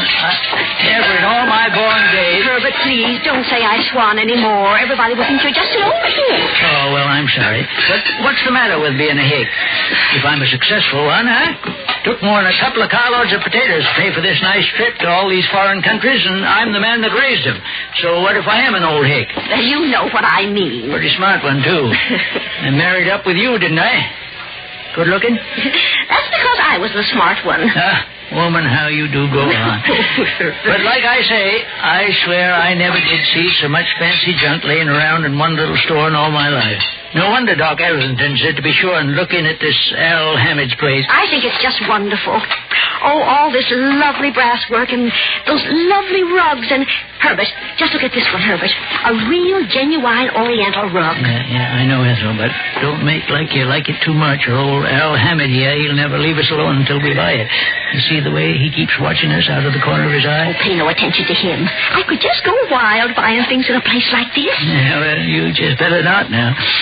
but I still haven't found something that I can take back for the house. Oh, now wait. What? Look, dear, this quaint little green idol up here on the shelf. Yeah, that's a mighty smart piece of carving, ain't it? You mean, isn't it? And see, it's carved out of some kind of solid stone. Now, isn't that interesting? Yeah. Silly-looking face on it, though, like he's mad at something. I wonder why it's been stained this funny green color. Oh, don't ask me. Maybe it's one of them religious things. I want it, Herbert. It's so unusual and quaint, and look, the hair on it almost looks real. Does, huh? Well, doesn't it? Well, who ever heard of green hair? Woman, you are a cautious. But it's such fine carving, even to the toes and the long, slim fingers on it. Herbert, it's just exactly what I want. Well, if you ask me, it's kind of strange, eerie looking, if you really think about it. And I tell you this, too. What's that? Nobody else we know would ever have anything as interesting as unique to put on the mantelpiece. Well, all right. You want me to buy it for you? Oh, yes, please. If it isn't too expensive. Just leave that to me. Only take it off the shelf so I can look at it close. Sure. Yeah. Well? Yes. I do want it. Here he comes. Just you remember what Dr. Etherington said about him. He has a wonderful collection, but he might almost knife you to drive a bargain his way. Now, don't you worry, Ethel. I'll make this crook think he's just an amateur. Let's see now. First I'll... Stop! You must put it back. What? You are infidels. You must not touch the idol with your hands. Oh, so it's an idol. Well, that's what I thought. You see, Ethel... I beg of you, sir, before it is too late, you set it back upon the shelf. Now, just take it easy, Mr. Hammett. Take it easy. Well, give it to me. Give it to me. I said take it easy now. It just happens me and my wife here, we're thinking of buying this little knick-knack from you. No. So instead of raising all this cane, just calm down and tell me how much you want for it. Yeah? How much? No, it is not for sale, Sam. And for your own sake, you must put it back on the shelf. Put it back. Not for sale, huh? No. Well, then you just tell me why. What's all fire special about this, huh? It's not meant to be touched by infidel hands, Sam. Then, Herbert... It is a god. It is a what? It is the god Ramkar. And I warn you, it has many magic in it. Oh, many magic, huh? Yes, for son of Shiva can bring much good. Son of what? Shiva, Sam, Shiva. But for infidel, for non-believer, means only much bad, much trouble. Now, wait. Who is it you're kidding, mister? I have warned you. You must put it back before too late. Well, maybe I'd better, Herbert. Yes. No, sir, Ethel. Now, you look here, mister. If you think I believe in this hocus-pocus you're trying to hand me, you're all wrong. Listen to me. I beg of you. Now, you just listen to me. You had it up here on a shelf for the rest of this junk. You had it up on display. So that means you put it there to sell. And if your price ain't too high, why, we'll just buy it and we'll take it along. But I tell you, you must not have his magic, his trouble. Herbert. Now, don't give me that magic stuff. Is that all you people here in this town talk about? Well, you don't fool me and my wife one bit. How about 10 royals for it? That enough? No. Okay. You drive a hard bargain, Mr. L. Hammett, but here, I'll make it 20. I have tell you, sir. 30. That what you want? No. I have tell you. All right, then 40. But, Mr. Hammett, that is my last offer. No. 50. Not even for 100 real. You say 100? All right, Mr. Hammond, you win, I guess. I win? Yeah. There's just no little green old idol in the whole world that's worth 100 rials. Oh, thank you, Sam. I'm so glad you finally agreed. But as long as that's the price, and Ethel here, she wants it, okay, it's sold. What? Yeah, sir. 100 rials. 80, 90, 100. No. You do not understand. So, Ethel, you just tuck that in your bag and we'll get out of here. No. Go ahead, Ethel. Well, all right, but... No, you must give it back to me. Hey, now, just a minute here. I take it. You take your hands off my wife. I said hands off her. Oh, Herbert, you hit him too hard. You've hurt him. Yeah, well, served him right. Who's he think he is, anyway, laying his hands on my wife that way? Well, I know... No, on account of a couple of dollars worth of foreign money. And you do want that little idol, don't you, honey? Well, of course, dear. I love it. I'm glad to have it. Just the same, It Herbert. sure proves that Doc Etherington was right. You got to be tough with these fellas, laying his hands on you that way. Oh, I'm sure he didn't mean to hurt me, though. And look at him. All right, don't you worry your pretty little head about him. He'll be okay. We'll go on back to the hotel. Have some dinner and then sit around and talk with Doc Etherington when he gets in. Come on, Ethel. Come on. See, he's okay now. Curse. What? Oh, Mr. Hammett, I'm so sorry. Curse of Ramkar. What's that? Curse of Ramkar be upon you. Yeah, well, the curse of Ramkar on you, too. Come on, Ethel. Yes, I think we'd better. Curse of Ramkar upon you. Omar Davi Panuliga. Ramkar Davi Liga. Oh, yeah?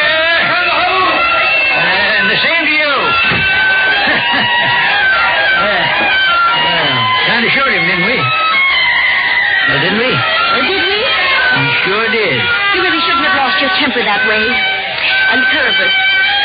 Herbert. What is the matter, Ethel? That curse he uttered. Oh, that. But do you think maybe there might be something in it? Ethel, come on with it. Even Dr. Edrington mentioned such things. Don't you remember? He said we should be careful, too. Now, you listen here to me, Ethel. There's nothing in them silly mumbo-jumbo things. There never was and there never will be. Okay? But how can you be sure? Because I am sure, that's all.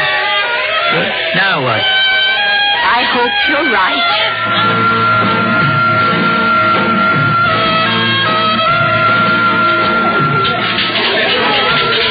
Well, I'm sorry you had trouble with that little Hindu shopkeeper, I'll admit it. But then I did warn you to watch out for him, didn't I? Oh, well, wasn't too bad. Only when he put his Duke on Ethel, I tell you, Really? Yes, sir. Just didn't like my offer, I guess, on the little green idol she'd picked out. Little green idol? Yeah, carved out of a hunk of stone. About so big. Not much to look at, but Ethel, she wanted it, so I got it for her. She figures to take it home and put it up on the mantel. Green? Yeah. Well, I think I'd like to see it, Mr. Hesher. As a matter of fact, I think I'd better see it. Well, sure. I'll be glad to show it to you. I'd ask you up to the room to look at it right now, Doc, only Ethel, she turned in kind of early. You know, all the excitement, all the walking around, you know. Yes, of course. And she feels all right? Sure. Fine.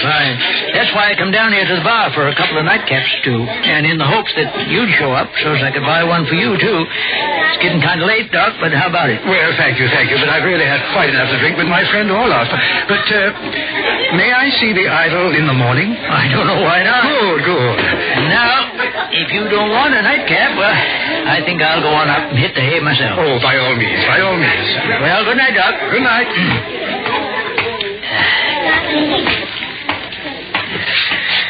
Going up, sir? Right you are, Sonny. Your floor, sir? 3rd floor, Sonny. Number 3. Yes, sir. Well, mighty interesting little town you got here, you know that? Thank you, sir. I'm glad you like it. Here we are. 3rd floor, please. Yeah. Good night, sir. Good night. See, now wait. Yes, sir?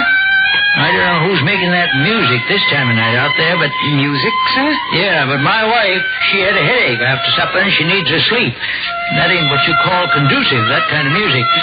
Sir, I don't hear any music. Well, I do. So you find out where it's coming from and make them stop it, will you? Well, yes, sir. A bit of that atmosphere stuff is all right, but when they keep it up all night... What? Ethel, is that you? I thought you'd be sound asleep. Ethel! What is the matter, Ethel? Ethel, why did you lock this door? Open it up.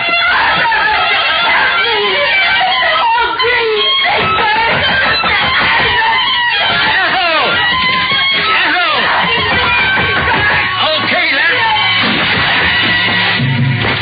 Ethel.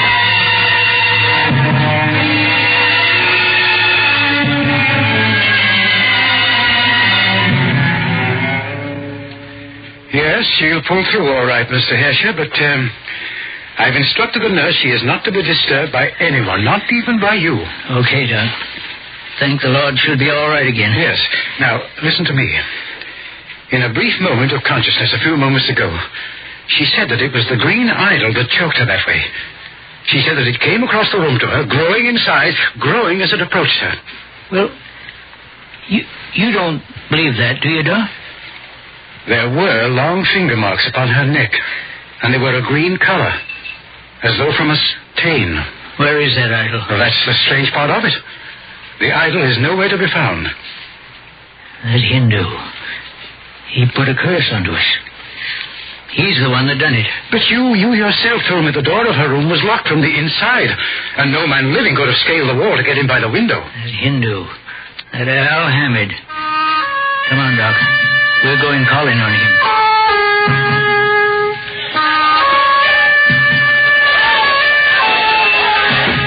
Here now, Doc. You come on in with me. All right. But I still think we'd have done better had we consulted the authorities, Mr. Hesher. After all... Yeah. Well, I learned a long time ago. Doc. Good heavens. Someone's done him in. Yeah. Strangled him, Doc. His face, look. It's purple. Yes, but look here. The same long green finger marks on his neck. Now, do you believe? It's the curse of the idol of Ramka. I threw it back at him, Doc. I didn't know. I didn't think it meant anything. Wait. Here. Clasped in his hand. What is it, Doc? The killer, I suspect. The little green idol.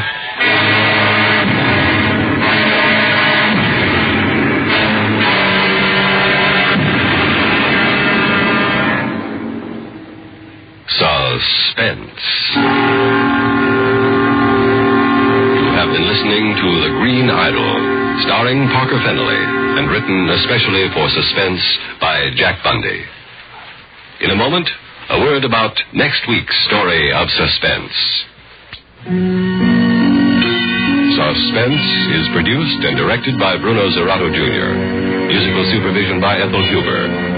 Featured in tonight's story were Abby Lewis as Ethel, Mercer McLeod as Dr. Etherington, Louis Van Ruten as Al Hammett, Guy Rep as the Fakir, and Ronnie Liss as the elevator boy. Listen again next week when we return with The Man in the Fog, written by Joseph Cochran. Another tale well calculated to keep you in suspense. Get in the game with Phil Rizzuto's Sports Time Monday through Saturday on the CBS Radio Network.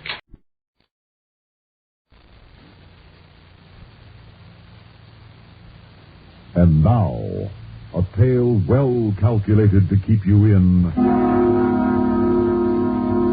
suspense. A man walks in the fog, and a woman dies. Terror grips the city, and the police are helpless, for the murders are without pattern and apparently without motive. Listen now to Act One of The Man in the Fog, starring Robert Dryden and Ethel Everett, written especially for Suspense by Joseph Cochran.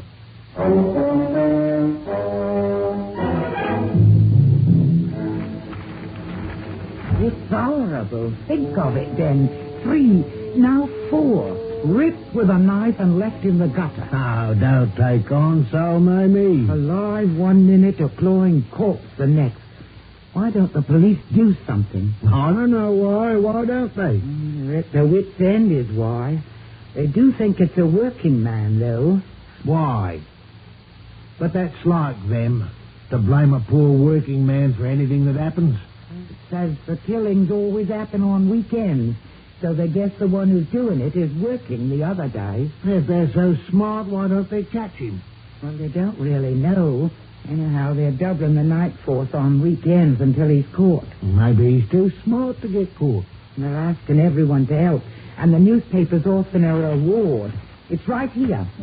This paper will pay £500 to any person who offers a clue which leads to the arrest and conviction of the monster who holds the city in terror. Monster? That's what they're calling a poor working man? What I could do with £500. I'd get a new oilcloth for the table and paint the kitchen, maybe a new sink, and then... Well, you ain't got it, so stop thinking of all the things you'd spend it for. Supposing we could give the police an idea which would lead them to this killer. Where would you get an idea? You don't know anything about this sort of thing. I didn't get it from you, of that you can be sure. All right. What's this idea? Why should I tell you when all you ever did was to make fun of me when I tried to win a little money for us? Well, them puzzle contests. You spent a lot of time and never won a thing. This is different. What's your idea? I'm not sure I'm going to tell you. It ain't right to keep things from your husband. You keep things from me. What things? You don't tell me where you go on Saturdays and Sundays. Can't a man take a walk without his wife say so? Now, you tell me, You or don't need to shout at me. I was going to tell you all along, but you turned up your nose at the idea of getting some money. Here, look at this map. So, it's a map of the city. What about it? See them 4 crosses? Yes. Well, each one marks the spot where a woman was killed. And when you connect them up, it makes an almost perfect square. Ah, anybody can make a square like that. Put that map flat on the table and I'll show you something. All right, now it's on the table. Now what? Well, here's where my idea comes in. Whoever's doing the killing lives inside that square. Oh, my sweet, there's over 1 million people living inside that square. But the killer goes in a different direction each time. How do you know that? Well, it just stands to reason he's not going to kill a woman in front of his own house. He takes a different direction so as not to have 2 happen in the same place. Suppose he does live inside the square. How are the police to know whether... Wait a minute. That's where the rest of my idea comes in. I take a ruler and I draw 2 diagonal lines connecting the opposite corners like this. What's that for? He most likely lives close to where them 2 lines cross. I can't make out any names on this map. Now, let's see. This line comes along and it crosses... There. What's the matter? The lines. Then the lines cross right here in our own block. Then maybe it's someone we pass on the street every day.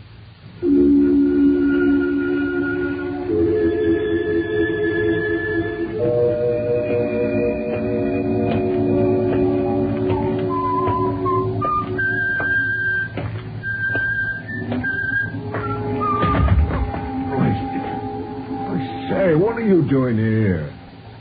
Come on, dearie, get up. This is no place to be sleeping. Come on, get up. Here, I'll give you a hand. Mother in heaven.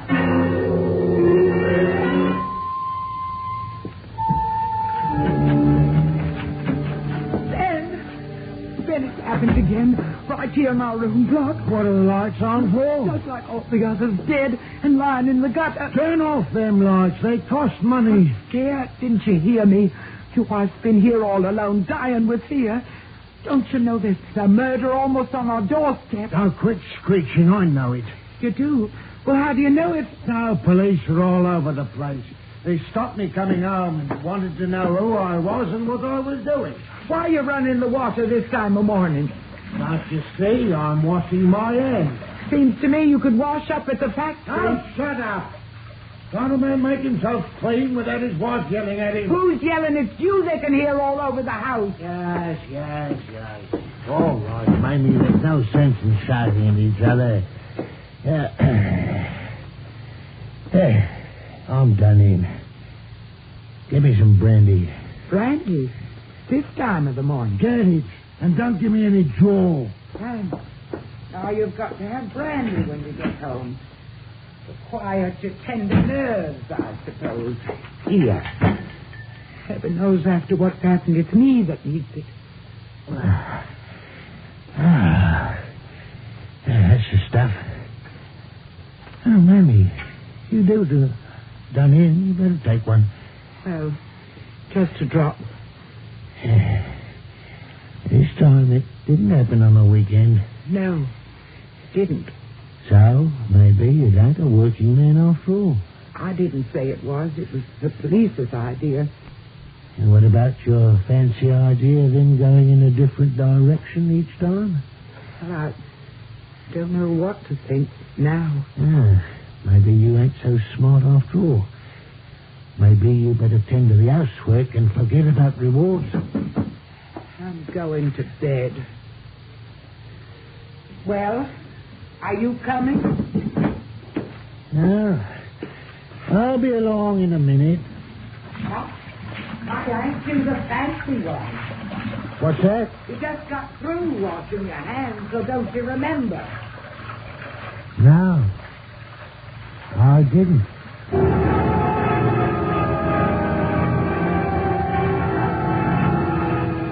Paulie. Oh, yes, Mr. Britt. Anything resembling a clue in those letters? Oh, they're the usual stuff. 6 confessions, plenty of advice on how to catch him. Yes. What's that one? Oh, that's from a Mrs. Ben Cast. She notices that if you connect the 4 murder locations, it forms a square. A big help. Everyone, including the police, noticed that. And she's got the idea the killer must live where the 2 diagonals cross. It's the date that made me put it aside. Oh, let me see that. Mailed on the 24th. Night of the last murder. Yes, and it took place within 100 feet where the lines cross on the map, sir. Of course, it could be coincidence. Could be. Well, we'll have to make a routine call on Mrs. Cast.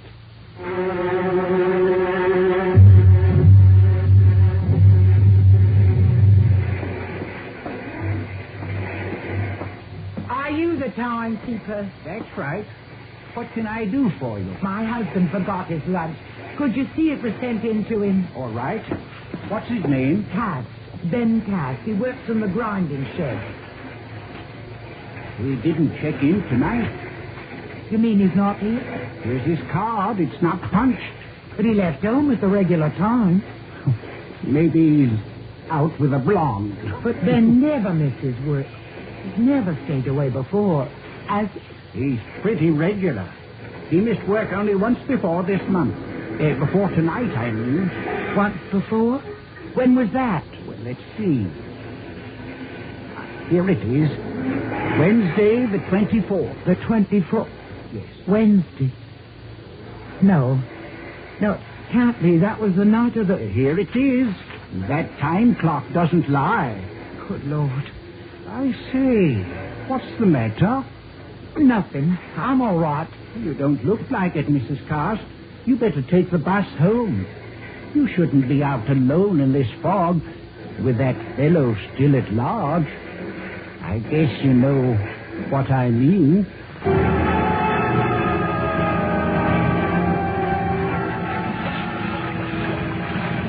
Dan, is that you? Of course it's me. Has there been another? Don't pester me with questions. I'm done in. I walked in. If you're looking for the brandy, it's on the table.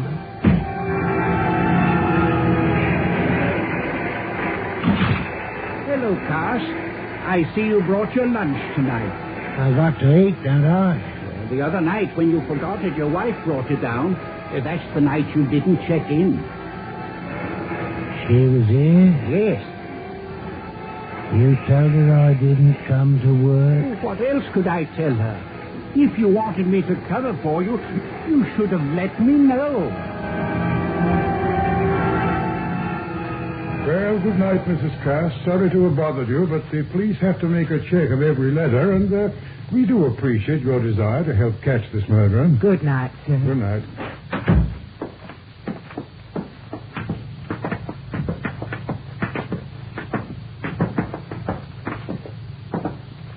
What do you think, sir?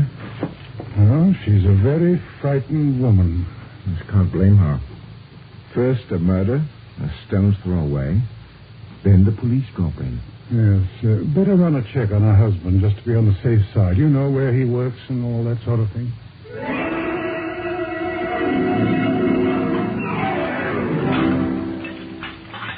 Who's there? Oh, Ben. What are you doing home? Don't. You're hurting my arm. The minute my back's turned, you call the police. No, Ben, they came to ask me about the letter. It don't mean a thing. They said so. They just had to check all the letters. They get dozens of them. What did you tell them? Nothing. Honest. There was nothing I could tell them. They asked about me, didn't they? I had to tell them I was married and that you worked nights. Did they ask you about Wednesday night? No, they didn't ask. What Wednesday? Then please let go my arm. The night you brought my lunch to the factory. The night you left the brandy out for me. I knew you'd be tired after working hard all night. It's good when you're tired. Let me get your glass now. Wednesday. You followed me. You left the brandy. You know, don't you? I don't know anything, Ben. I don't want to know. You don't have to tell me where you go or what you do, Ben. Ben, you're hurting me. I'll never ask again. You said I was a monster. You want me to get caught so you can get the money? No, Ben, I don't want the money. I told the map up. It was a crazy idea. Didn't mean anything. The men said so. You put them on my trail. They'll go to the factory. They'll ask questions. They'll be after me like hound dogs, sniffing and baying at my heels because of you. All because of you. Ben, please listen to me. Put down the knife. It's all up with me because of you. But I'll finish you just like I've finished all the others. Ben, listen. Ben, you need me now more than you ever did. But Ben, I can help you. I'm the only one who can help you throw them off the scent. You led them to me. How are you going to lead them away? You need someone to swear you was home all those nights you didn't go to work. Don't you see, Ben? I'm the only one who can do that. Suppose they ask where you were those nights. I'll say I was at home. But they won't believe you. Not unless you have someone to back you up. You've got to have an alibi. Alibi? Someone who'll say you couldn't be near the place the time it happened. You're not going to snitch on me? No, Ben. Never. I'll never tell. Please put away the knife. Well, maybe I will. Maybe I won't. You've got to let me live. Because without an alibi, they'll hang you. You say I was at home those nights? I swear it. Who else can do that for you? Ben, you're tired. Let me get you some brandy. Yeah. Brandy. That's what I need. Get it.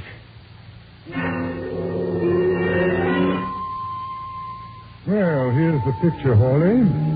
For a time, the murders took place on weekends. Then they stop but take place in the middle of the week. And on Wednesday, the 24th, Cass doesn't report for work. First time in 6 years. 2 weeks later, Cass misses work again. And there's another murder. Yes, he's our man, all right. But proving it is another matter. There hasn't been another since we questioned him. Oh, he'll try again. It's only a matter of time.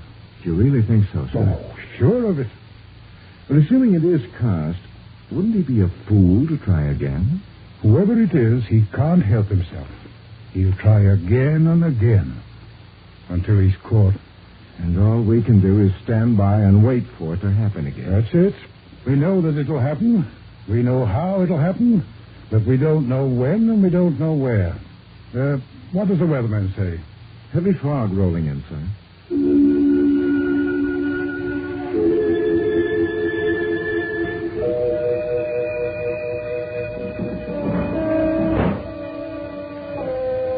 Ain't it chilly enough without opening the window and filling the room with a damp fog? Thick, heavy fog. I can't see the corner light. Close the window. I like the smell of cool, wet fog.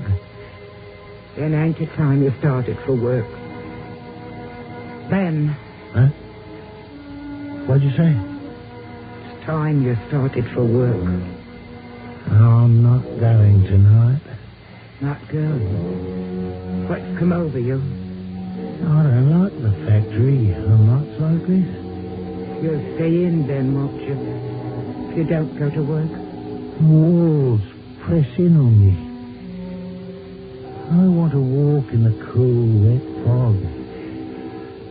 It's all about one, but it doesn't press in. It's a wall all round, but it gives way as I walk into it. No. Now stay home if you wish, but don't go walking in the fog. You call the factory and tell them I'm not coming in. Then see as if I call them. Will you promise not to? Do as I say. All right, I'll go phone. I'll be right back.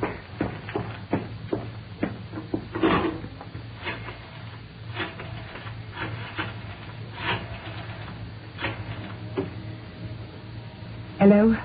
I'm calling for Ben Cast. He's sick and he won't be in tonight. No, not serious. He'll be in tomorrow night. Yes, tomorrow. Then I got the timekeeper. Then why have you got your slicker on? You promised me you'd never walk in the fog again. There's someone out there calling me. You're talking wild. It's my mission. There's a soul out there begging to be released from the claws of the flesh so as it can soar up to heaven. Ben, don't. Get out of my way.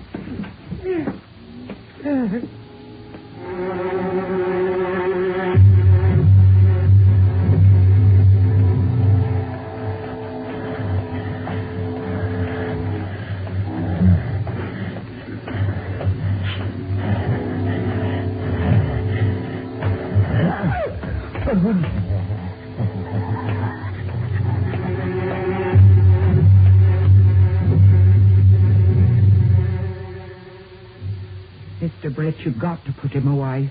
He'll kill me if he knows I came to you. Mrs. Cast, we can't use anything you've told us in court because a wife cannot testify against her husband. But he killed him, I know it. And then again, he never actually confessed it to you. All we've got is that each time he missed work, there was a murder. What are we going to do now? Well, first, I've got to get a confession out of him. You'll never do that. After I talked him out of killing because he needed an alibi, he's become more sure of himself than ever. Woman for his alibi. Well, you wait, Mrs. Cast. I've ordered him brought in. You'll not let him see me, will you? That, depends.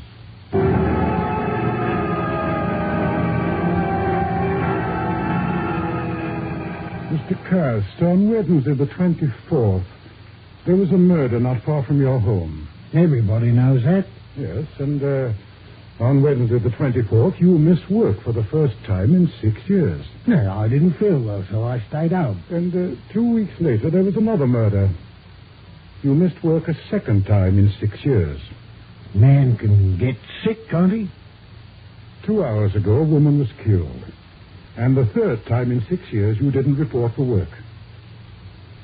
Where were you 2 hours ago, Mr. Cast? I was at home. And those other nights, where were you? Home? Well, I'm glad to hear that.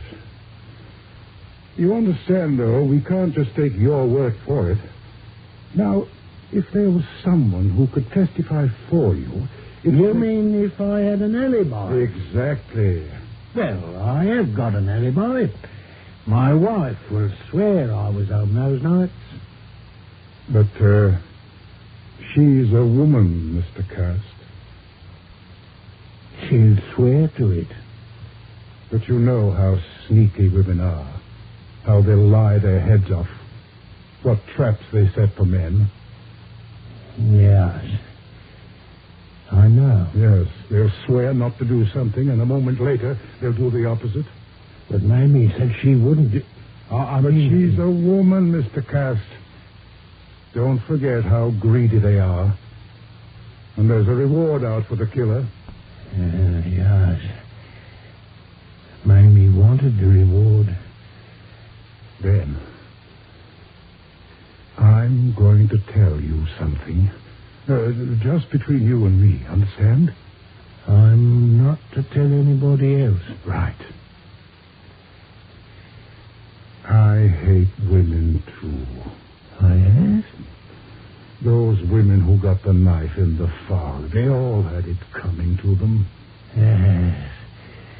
They had it coming to them. Look, Ben, I want to show you something. Now, who's that woman talking to my man? Mamie. And he's right writing down what she says. As I said, you can't depend on them. But maybe she's my alibi. What will I do? She's the only one who can swear where I was those nights. You can tell me then, because I understand. Now, tell me where you really were those nights. Tell me how you walked in the cool, wet fog that formed a blanket all around you. Tell me how a dim figure of a woman would come out of the fog. How your hand would go to the knife. The knife. Then? The knife? Yes. You do understand things. You do understand me. My hand would go to the knife all by itself. It would take it. I could hear a soul wailing in the body of a woman, begging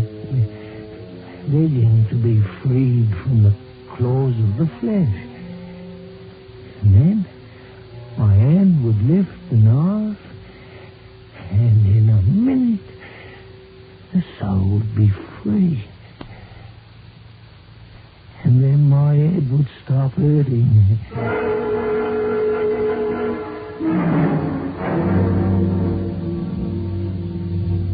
Suspense. You've been listening to The Man in the Fog, starring Robert Dryden and Ethel Everett, and written especially for Suspense by Joseph Cochran.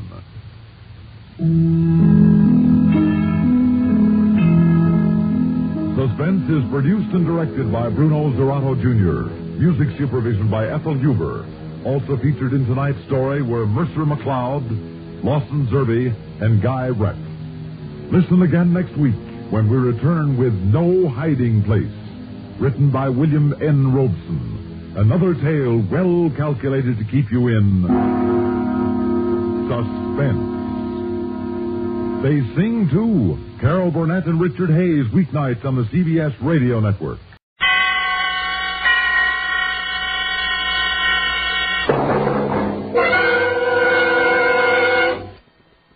And now, a tale well calculated to keep you in suspense. Listen now to No Hiding Place, starring Court Benson and Grace Matthews, and written especially for Suspense by William N. Robeson.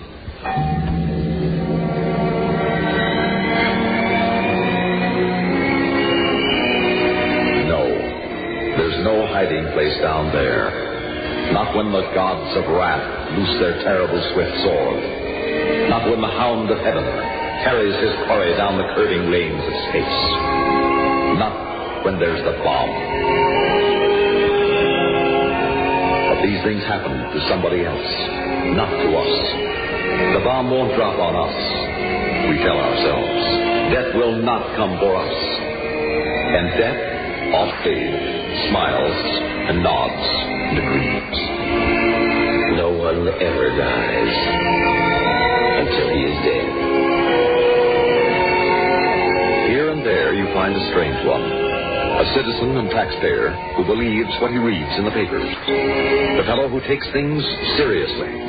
A fellow who looks after his own.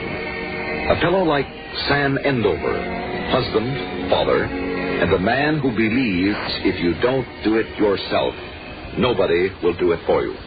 To you, maybe, but not for you. What's that mean? Nothing really, just trying to get things started. Seems to me you got enough started with that bomb shelter you're digging in the backyard. Fallout shelter, Mary Lou. No such thing as bomb shelter these days. Bombs are too big. No protecting against them. Just fallout. No place in the country is safe from radioactive fallout after an attack. Except us. And folks like us who built their own shelters. Well, just between you and me, Sam, I wouldn't be caught dead in that cave you've dug. Well, you'd sure be caught dead outside of its coming attack. Hey, Pop. Yes, Andy? There are a couple of fellows outside from the TV station. TV? Oh, yes. They want to know where the bomb shelter is. Fallout shelter, Sandy. Sam, what is this? Tell them it's out back, and tell your sister to come out. They'll probably want to put us all on TV, I suspect. Put us on TV? The very idea, Sam Endover.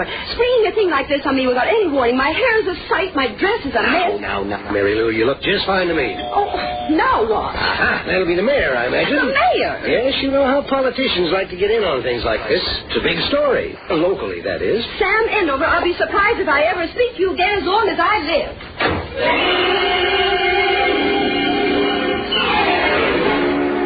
And now, ladies and gentlemen, it is my privilege to introduce your friend and mine, His Honor, the Mayor of Happy Valley. Thank you, Charlie Lemon. This is a great and historic occasion, my fellow citizens.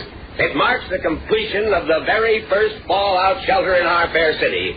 It is not only as your mayor, but as head of your civil defense organization that I am here today to congratulate our public-minded fellow townsman, Sam Endover. Hear that, now, at first sight, talking about me. The very idea of pulling this on me without any warning. Daddy, do I look all right? You look scrumptious, honey. The red light's on. Means the camera's on us. Merciful heavens. Say cheese, honey. Here's Sam Endover and his lovely wife, Mrs. Endover, and his two lovely children. Sam, I want you to know Happy Valley is proud of you. Thank you, Mr. Mayor. Now, Sam, maybe you'd like to tell all the folks out there how come you came to build this fallout shelter. Well, Your Honor, it seemed to me everybody was talking about defense and shelters, and nobody was doing anything about it. It seemed like somebody ought to get started, so I decided to build it. Splendid. Citizenship in action, wouldn't you say, Mrs. Endover? It doesn't make any difference what I say. When my husband gets a bee in his bonnet, it's an ID fixé, if you know what I mean. Yes, indeed I do. And what about the young folks? What do you think about your dad's project? Who, me? Yes, my dear, you. What's your name? I'm Cindy. And I'm Sandy. Yes, Sandy. Just a minute, Cindy. How do you like this fallout shelter? Oh, I don't know. Is it comfortable? I don't know. I guess so. Oh, how would you know? You've never even been down in it. Have you, Sandy? Sure. I think it's cool and a half. Cool and... Well, Sam, now how about telling the folks about your shelter, eh? Well, okay. Well, now, up above here, you can see the two ventilating pipes. You pump stale air out of this one, and it's replaced by fresh air through this one. Now, inside, well, it isn't a mansion, but it's got all the necessities. Canned goods, bottled water, paper towels, paper plates, first aid kit. And you've got a radio, of course. Oh, yes, and extra batteries. Everything to keep the family going for 2 weeks. Splendid, just splendid. You're to be congratulated, Sam. Happy Valley is indeed proud of you. It's very impressive, Mr. Endover. But will it work? What do you mean, Charlie? Well, do you really think 4 people could live in that little room for 2 weeks? Well, of course I do. Personally, I doubt they could stand it for a week. Even for a weekend. Now, look here, Charlie Lemon. We're talking about survival. About a matter of life or death. Yes, I know. But just between you and me, Mr. Endover, would you really put your family down there in that little hole? I most certainly would, if it became necessary. And I'll prove it to you, and to all the other doubters, just how good my shelter is. What do you mean? Well, I'll take my family into it right now, just as if we were... And we'll spend the weekend down there, with no discomfort at all. And you can stay here, if you like, and take our pictures when we come out. Maybe that'll be proof, Mr. Charlie Wise Guy Lemon. Sam, are you out of your mind? No, but I'm good and mad, and... That would be a convincing demonstration, Mr. Endover, if you really mean it. I mean it. Go on, Sandy, pile in there. Oh, boy, the whole weekend. All right, you next, Cindy. Daddy, I've got a date tonight. No time for dates. This is going to be just like it if there was an attack. In you go. But, Daddy, In. All right, you next, Mary Lou. Sam, I told you I wouldn't be caught dead down there. You're not going to let me down in front of the TV audience now. I just might. Oh, Mary Lou, please be a pal. Sam, Besides, it's beginning to rain. Smile for the camera like you were saying cheese. There he goes, ladies and gentlemen. Mr. Sam Endover has just locked himself and his family into his backyard fallout shelter to demonstrate how comfortable and safe it is. Good luck to you, Mr. Endover, and to your courageous family who will spend the weekend in your homemade fallout shelter. We return you now to our studios. Yeah, you were a little hard on Sam Endover. Maybe, but it's a better story this way, isn't it? Well, yes, I suppose so. Better story for civil defense. We might even be able to tie it into a network news show. Get it all over the country. My, that would be wonderful for Happy Valley, wouldn't it? Wouldn't hurt you either. Come next November, Mr. Mayor? Well, I wasn't thinking of that. Of course not. Hey, Charlie. Yeah. Studio's on. Thanks, Joe. Charlie Lemon here. This is Mr. Richards, Charlie. Yes, sir? That was a nice fast one you just pulled on Sam Endover. Well, you know how it is. You made a good show out of a routine pickup. I thought so. Well, here's one that may top that. What is it? You get that moped fitted up to Larson Dam as quick as you can. What's the trouble? Well, there's none yet, but there may be plenty. The rain that just started down here is a cloudburst upriver. They're afraid the dam can't handle it. I'm on my way. Mobile 1 over and out. Wrap it up, boys. We're pulling out. But what about them, Endover and his family? You heard what Sam said. They're safe down there for 2 weeks.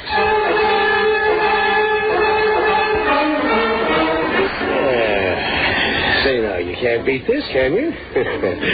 All comforts of home. Like what? Why? Electric lights, radio, running water. No television. Why isn't there any TV, Dad? It takes up too much room. There's too much heat. And anyway, under attack conditions, we'd have to depend on radio for instructions. What are we going to do without any TV? There are books. Yes, indeed. The Bible, Shakespeare, and What to Do Till Your Doctor Comes. And there are magazines. Here, Cindy, here's your favorite movie magazine. I saw that one 2 weeks ago. Look, Dad, can't I get out of here? I got a very important date with Alan. I'm sure Alan understands. He probably saw you on TV. Oh, no. Or heard about you on radio. You're a celebrity, you know. First on TV and then on radio. We all are. Celebrities. Celebrity or not, the air's getting close down here. All right. Sandy, crank up the vent blowers. Sure, Dad. There. That clears her out in a hurry. It does? I haven't noticed any difference. You will. Sam, listen. I've gone along with this the way you asked me to, but don't ask too much. I'm telling you now, I intend to sleep in my own bed tonight. Then can I go on my date? You two don't seem to realize how important this is. I realize you let yourself be tricked by that smooth-talking Charlie Lemon into putting your family through one of the silliest, most uncomfortable, darn fool Wait a minute. Look at it this way, Mary Lou. When people see how easy it is for us to get by in a shelter... Easy? Huh. Maybe they might build shelters for themselves. Now, here's the latest on the storm. Turn up the radio, son. Let's see what they have to say about us. Have been falling steadily in the city and surrounding countryside for several hours. This unprecedented downpour has placed a strain on the Larson Dam and is now doubtful if it can hold through the night. Residents in Hawthorne Ravine beneath the dam are being evacuated by police and civilian defense teams. Elsewhere, mudslides have blocked several roads in the outskirts of the city. Just 5 minutes ago, the mayor declared a state of emergency in Happy Valley and wired the governor to designate the town as a disaster area. In addition to the flood danger, mudslides created by the heavy rain are threatening homes in many areas. Civil defense... I don't understand it. They haven't mentioned us on the radio. They have more important things on their minds, it would appear. Well, it's time to go to bed. Very well, dear. You want a lower or an upper? I said go to bed. In my own bed, in my own house. But we can't do that, Mary Lou. That'd be cheating, going back on my word. Nobody's going to know or care. They've forgotten all about us with this storm. So, Cindy, you ready for bed? Oh, yes, Mother. I want to stay down here. I don't care what you men do, but us ladies are going to sleep in the house tonight. Now, listen, You listen to me, Sam. I'm fed up. I've had it up to here. Now, you let me out of here this minute. The light! What's that? Turn on the light! Just a minute. Wait till I find a flashlight. The storm. The power failure, that's all. That's all. Daddy, you know I hate the dark. Here's a flashlight, Dad. Good boy, Sandy. Dear Daddy. Now, there's nothing to be scared about, honey. We're all together. Are we? Are you ready to stop this nonsense and go back to the house? Oh. All right, Mary Lou, I guess so. But there probably won't be any lights there either. There'll be hot water and room to move around in. All right, you win. We'll go back to the house. What? The door's stuck. Here, son, take this light a minute, will you? Try to free her. Just give him a little. Sam, look. Huh? What? Squeezing around the edge of the door. Mud. Well, there's no wonder I couldn't push it open against all that muck. They said on the radio, mudslides. We're buried in a mudslide. What are we going to do? Nothing, Mary Lou. There's nothing we can do. We're stuck here until they come and get us. I'm scared, Daddy. I'm scared. No, Sam, no. We can't stay down here. Very long. Now, shut up, both of you. We can and we will. This shelter was designed and equipped to keep the four of us alive for 2 weeks. We'll all be dead in 2 weeks. They'll come for us long before that. No. They'll forget. They've got too many other people to take care of. They'll leave us here to rot in our I graves. said to shut up. Keep up. Oh, Sam. You hit me. Well, I'm sorry, darling. I had to. This is no time to panic. Sandy. Yes, Dad? Get on the air pump. I want to make sure our ventilation is working. Sure, Pop. Gas is pulling the used air out okay. Yep. We're getting good fresh air from the outside. Good. Now, listen to me. We have nothing to worry about. Absolutely nothing. We're in the identical situation we'd be in after an H-bomb attack. We're forced to remain in this shelter for an indeterminate length of time. We have fresh air, we have food, we have a little light. What happens when those batteries burn out? They won't. If we use the light carefully, they'll last more than 2 weeks. There's only one thing that can hurt us. What, Daddy? What can hurt us? Ourselves. Cowardice, panic, tears, hysteria. Like I said, we're okay and we're provided for. And there's only one thing that is asked of us. What's that, Dad? That we survive.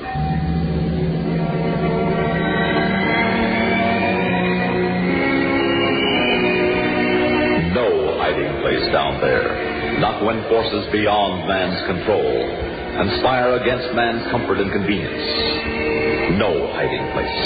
When thunderheads climb majestically in the summer afternoon and dump a Niagara of rain in one little river valley. A whim of nature from which no man is altogether safe. But at least nature's whim and not man's. A storm that is over with the next day's sun. Not a man-made sun exploding and poisoning air and earth and sky for days on end. Mobile 1, Charlie Lemon speaking. This is Richards, Charlie. You going to call it a day? 2 days and a night. I'm beat. Well, I'll bet you are. Will you take tomorrow off? Now, I'll have Eddie Hardwick cover the mobile unit for you. Thanks, Mr. Richards.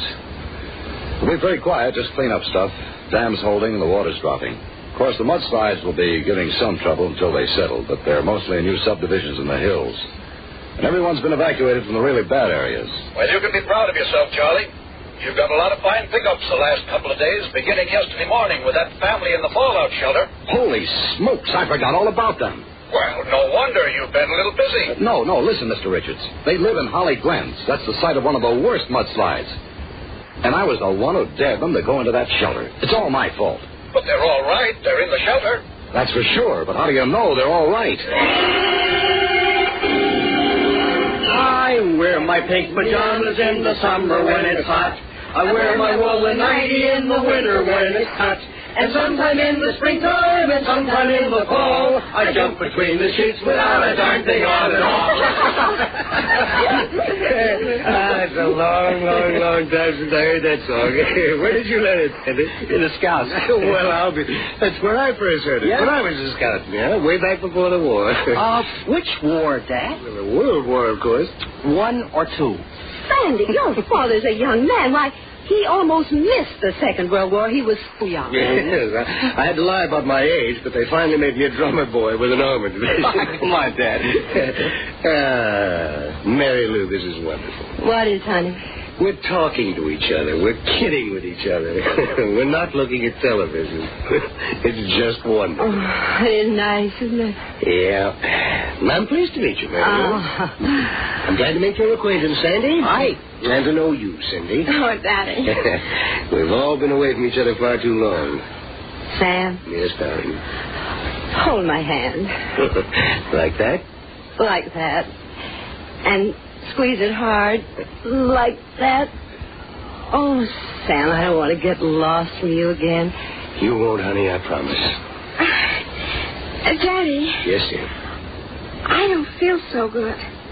What's the matter? I've got a headache. And I feel sort of woozy. Oh, well, we'll fix that. Sandy, man the pumps. Aye, aye, sir. All you need is a little fresh air, my girl. That's what we got. Fresh air coming up. Hey, Dad. Yeah? Something's funny. This pump's hard to turn. Well, let me see. Yeah, so it is. All right, keep turning while I test the suction. No, it's not pumping any air out. Hand me that broom, Sandy. Here you are. I'll just poke it up the pipe and see what's obstructing it. Oh, my. Sam, what is it? Oh, no. Sam, where's all that mud coming from? From the ventilating pipe, that's where. The mudslide's covered the shelter completely. It's blocking the vents. It's cut off our air. We're trapped down here. Sam, now don't you press the panic button. Yeah, you're right. I'm sorry. I wouldn't want to have to slap your face. Oh, that would never do. Not in front of the children. Daddy, my headache's something awful. I'll get you some aspirin. But I'm not sure it'll do any good. Oh, why not? Well, I think Daddy better tell you. Hell. Now, listen carefully, kids. Quietly. We're in a bad spot. Our air's cut off. We only have as much air to breathe as there is in the shelter. Now, I want you to lie down and don't make any sudden movements. And don't breathe deeply. We've got to conserve the air as long as we can. For how long, Dad? I don't know, Sandy. Until they come and dig us out. But they won't come. Mother said so. Crying won't make them come. Now, knock it off. Yes, Daddy. Take this aspirin, dear. Wait a minute. We're having so much fun entertaining ourselves, I forgot all about the portable radio. Turn it on, son. Yeah. Let's see if anybody's got a bigger disaster than we have. Evacuation post in the basement of the police station. 2 bulldozers are needed at once in Holly Glen. 2 bulldozers to Holly Glen at once. Holly Glen. Maybe they remember. Hey, listen. This is a message to Sam Andover and his family in their bomb shelter in Holly Glen. Your shelter is buried beneath a mudslide. What? We are making every effort to dig you out. Oh, thank God. Bulldozers are on their way. But meantime, volunteer civil defense workers are shoveling away at this mountain of mud from which I am speaking directly above you. Hang on. Above us. Don't panic. Help is on its way. On its way. But will it get here soon enough? How's it look, Mr. Mayor? That mudslide treacherous, Charlie. As soon as the dozer cuts away a path, the hill comes down and fills it up. Is there any estimate on when they'll get through? It's anybody's guess. I feel terrible about this. No, it's my fault they're down there. Don't feel too bad yet. Look at what happened to their house. That big tree fell right across the bedroom wing. They'd all be dead if they'd been there last night. Maybe they're dead anyway. Let us pray that they're not. Yeah, you do that. Hey, Joe. Yeah? Cut me into program channel. Okay. Start on my cue. This is a message to Sam Andover and his family. This is a message to Sam Andover and his family. Charlie Lemon speaking. This slide is giving us a lot of trouble, but the bulldozers are making headway. 2 of them have been working for the last hour, Sandy. and we've sent for 2 more. Sandy. So don't worry. We're going to get you Sandy. I repeat. She's still breathing. This is a message to Sam Andover and his family. Oh, honey, I'm sorry. I'm so sorry. Hush. Don't get excited. Don't use up the air, dear. It's all my fault. I got you into this. I made you. You brought us all together, Sam. That's what's most important. We're together. For the first time. Long, long time. Sam? Yes, dear. Kiss me, Sam. I guess I'm sleeping. I thought I heard... So, The tricks our imagination plays on us. No, it isn't imagination. They made it. They got you. Oh, thank God. All right. Okay, Cindy. Can you hand us handy? Yes, dear. Here they are. They're all okay. Mother. Okay, darling, we're all right. Smile for the television cameras. I know. Like I was saying, cheese, not prunes.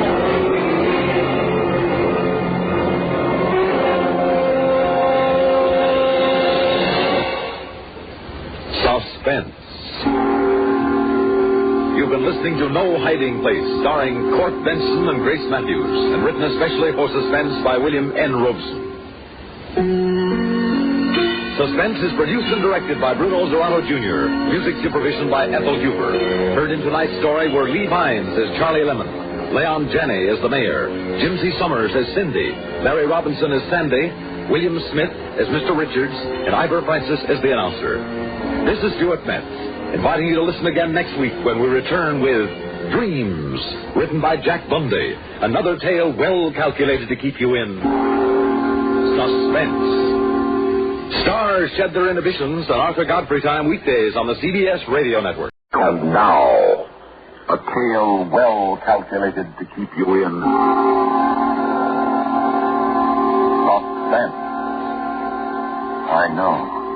I know, according to all natural laws, it's impossible. Completely, utterly impossible. But I tell you, and I swear to it, that I and I alone am guilty of this murder. As guilty as though I killed him with my own two hands. So you must tell them, the police, you must tell them. Because they never believe me. Because it is impossible. But it happened. Listen now to Act One of Dreams, starring Philip Sterling, and written especially for Suspense by Jack Bundy.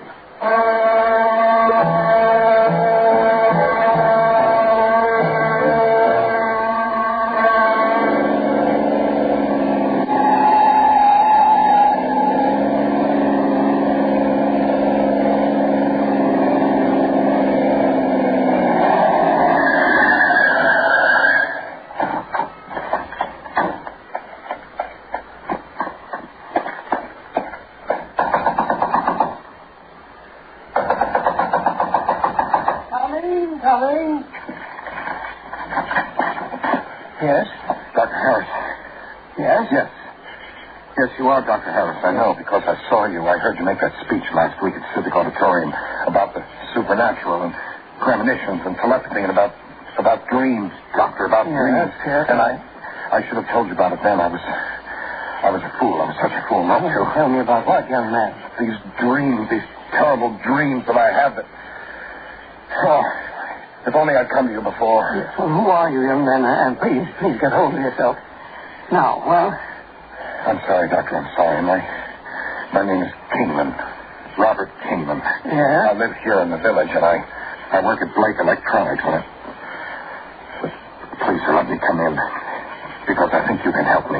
Well, I don't know. I'm not a medical doctor, Kingman. I'm only a student of the supernatural, extrasensory perception. Yes, and you know about dreams and premonitions and things.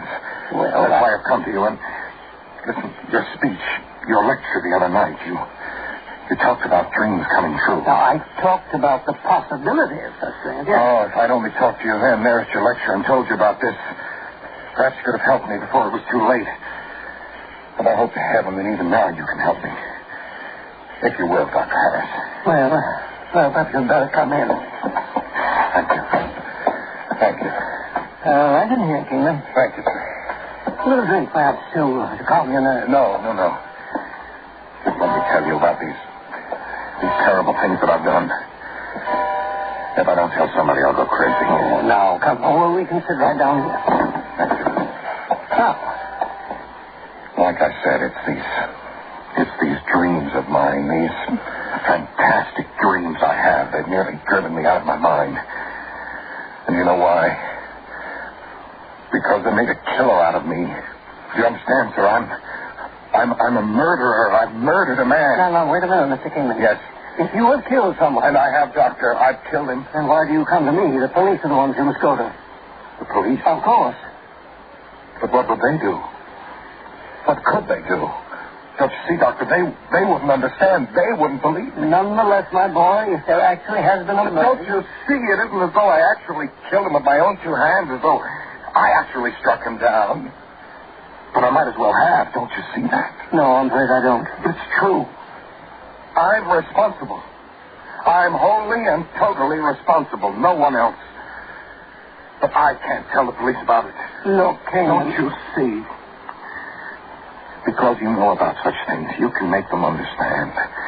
And then if they say I'm legally guilty, all right, yes, then I'll take the consequences, even if I have to die for it. Oh, well, but my wife says I'm not responsible. Janet says I can't be. It's impossible. And yet, after all that happened, I don't know what to do. Please, you've got to help me, Dr. Harris. Well, you can hardly expect me to help you until you calm down enough to start at the beginning and tell me just what this is all about. Now, so far, you've really told me nothing. I'm sorry, Doctor. I'm sorry. It's just that... Well, I'm sorry, but listen, please. Yes. It was only last month, one morning last month, my wife, Janet, and I were sitting having breakfast together.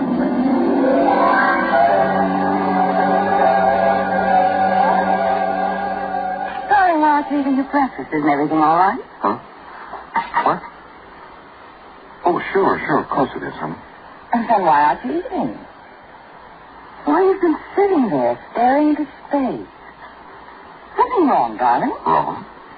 No, of course not, Janet. I guess I'm just not hungry this morning, that's all. Is it? Sure.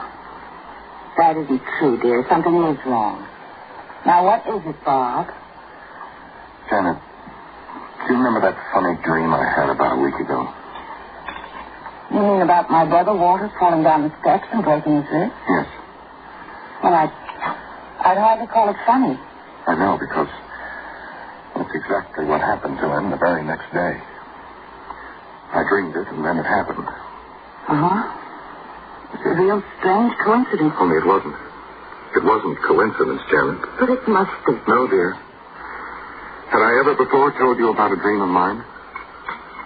No, I guess not. Honey, that was the first dream I'd had since I was just a little kid. When I was a kid, I had dreams all the time that came true, like the one about Joey Prentice, the boy next door, just before he drowned in Parvin's Pond. Like the one of my father before he died. I dreamed only when something like that was going to happen. Even so, darling. Don't you see, Janet, the one about your brother was far more than just a dream. It was a definite premonition. Well, maybe it was, and probably it wasn't. Anyhow, you and I know better than to believe in premonitions. So just forget it, dear, and eat this nice breakfast I fixed for you. No. It's not that easy, I'm afraid. Why not? Last night, dear, I had another dream. And if it comes true... Oh, now, honey, don't sit there and tell me you've actually lost your appetite just because of a dream you had. Yes. But, darling, that's silly. Unless it was a horrible nightmare. No, it wasn't a nightmare. But the dream was also clear. I had a fight with Stanley Bolton. Bolton? Yes. He's not only head of research, but a vice president, too. And the one man who could block the promotion promised me by Mr. Blake. Oh. Yes. But just a dream, dear. That promotion means everything to me, Janet. To both of us. Of course it does. You worked for it, and you earned it. But surely something you happen to dream about isn't going to keep you from getting it. I wonder. Well, just stop wondering right this minute, Robert Kingman, and eat your breakfast. It is kind of silly, you know. Isn't it? Really?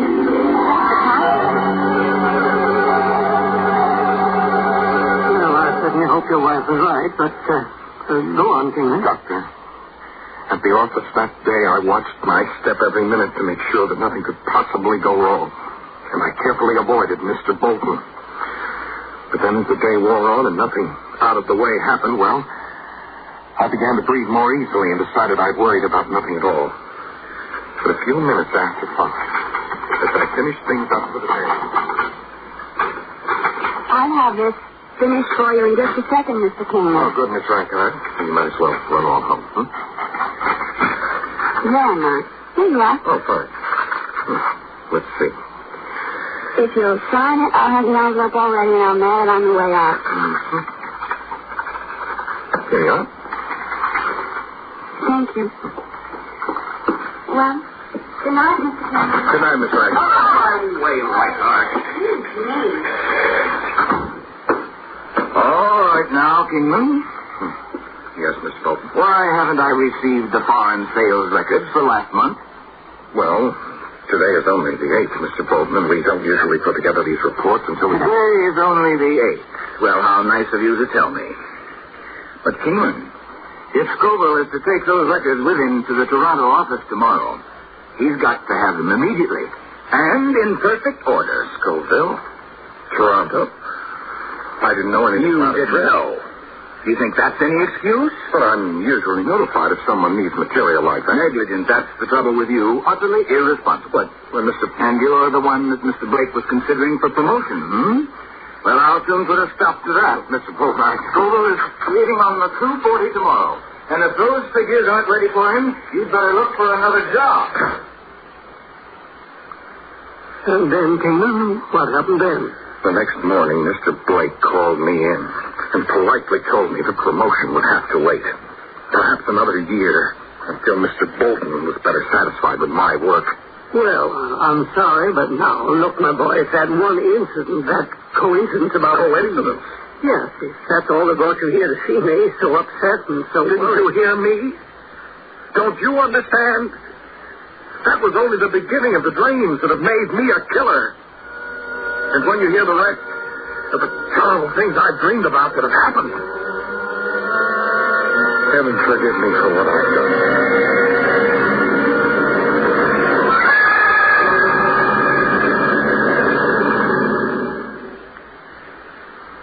In a moment, we'll return for Act 2 of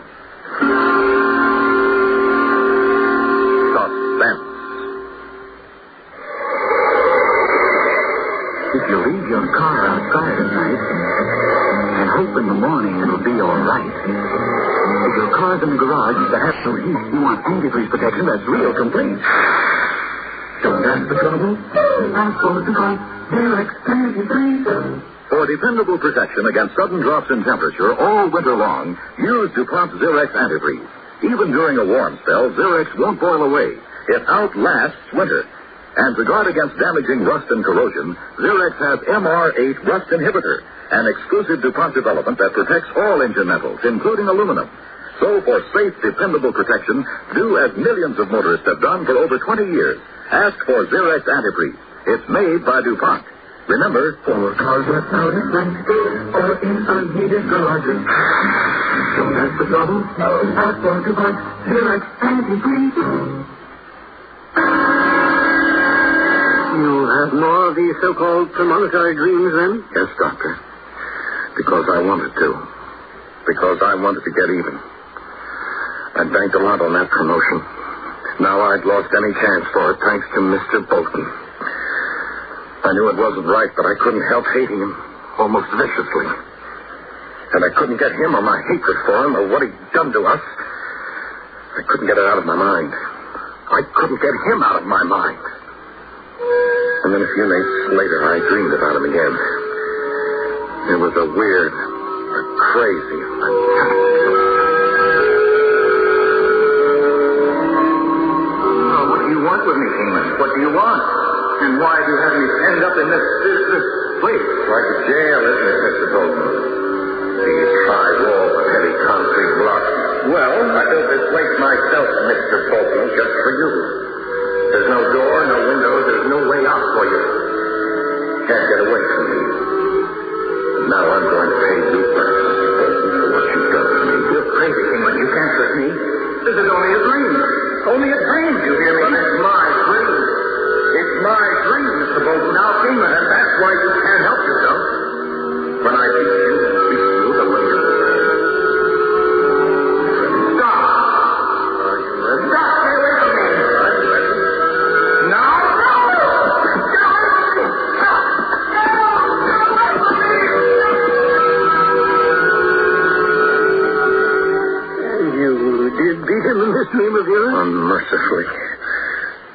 until he fell unconscious. Well, I hardly see anything about it to worry you, King. But wait. I can hardly picture anything like that actually happening, dream or no dream. Wait, Doctor. When I woke up in the morning, my hands were sore. My knuckles were all bruised. And I imagine you've done a pretty good job of tearing up the bedclothes, too, then, haven't you? Doctor. Mr. Kingman. Now, look. You must understand something. After what had happened at the office between you and Mr. Bolden, a dream like that was the most natural thing in the world. Dreams spring from the unconscious. And so far as this man Bolton is concerned, in your subconscious... No, wait, please. You've got to hear me out. Very well, go on. When I got to the office the next morning, everybody was commiserating with Mr. Bolton because of the terrible bumps and bruises all over his head. Really? Well, how did he explain them? He said that he'd fallen out of his bed during the night. So with all those bruises, he'd have to have fallen out a dozen times. And then when he saw me, Doctor, it was just as though he knew. It was just as though he knew that I had somehow made it happen to him. And from that point on, he never let up on me. Day after day, everything I did was wrong. Now, wait a minute. No, Doctor. I began to hate him more bitterly than anything or any person I'd ever hated before. It became an obsession I couldn't shake off. And then suddenly it dawned on me.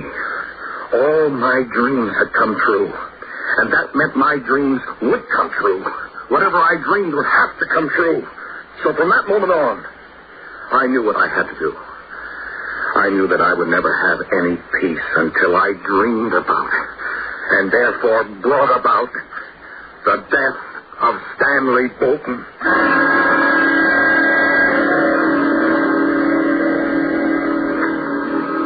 Yes, Doctor. The more I thought about it, the more I became convinced.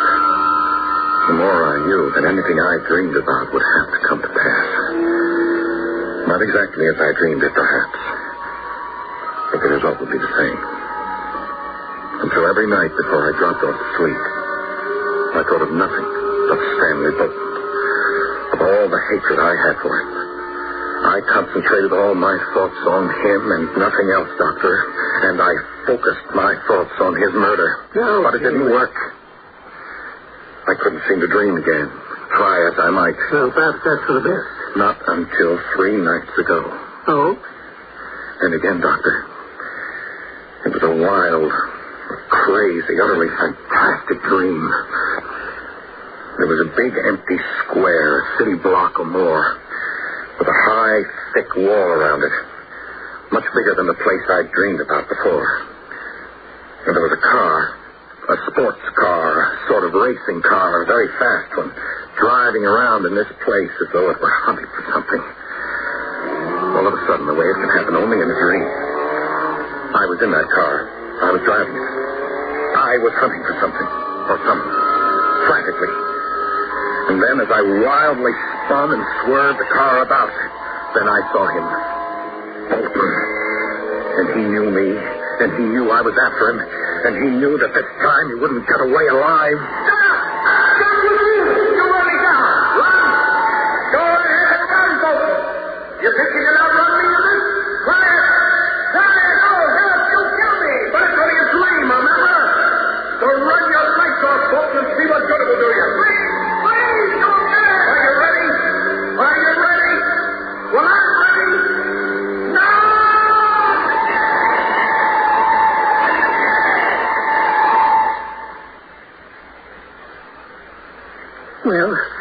Well, Kingman?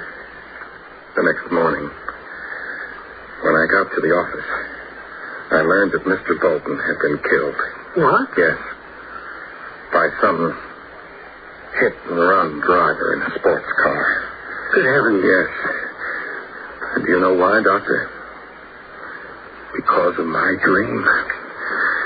Because it's what I wanted to dream. So I'm guilty of Stanley Bolton's murder. No, you aren't. You had nothing to do with the car that ran him down. Of course I didn't, but I'm still to blame. How can you be? Because I am. Because now I have proof that I am. Proof? Yes. Because last night I dreamed again. Yes?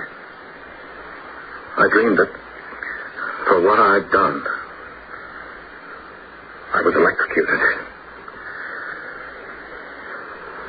What can I do? Doctor, what can I do? I don't know. I must have time to think about this. You believe me? You believe me what I told you? Yes, Robert, I believe you. And I believe you need help. If I go to the police, if they believe me, it can mean only one thing. The death penalty. Electrocution. Now, Robert, listen to me. You may feel any way you wish about this whole gruesome affair. And because of the strain that's imposed on you, I can understand why you're so upset about it. But we've got to be realistic about this. Now, legally, there is no possible way in which you could be found guilty of Bolton's murder. So first, we have to think about you, about how to ease your mind, your conscience of this. Oh, wait, now. What? Of course, I should have thought of him when you came here. Yes, Doctor? Someone who can help me? No, but I know it's late. But I want you to go and see an old friend of mine. His name is Thaddeus Hagen. Hagen? You know him? The psychiatrist? Yes. Well, I've heard of him, but... I want you to go to him alone. I want you to tell him exactly what you've told me. I'll phone him that you're coming, in spite of the hour, and I promise that I'll tell him nothing whatever about the case.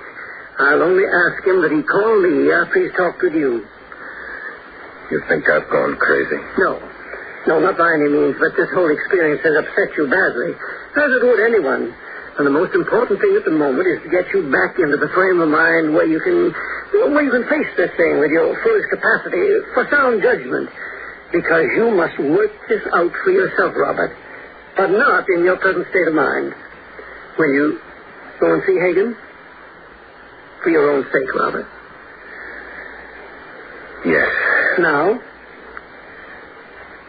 Good. I'll give you his address. It's only a few miles from here. And you will tell him that I'll be waiting to hear from him.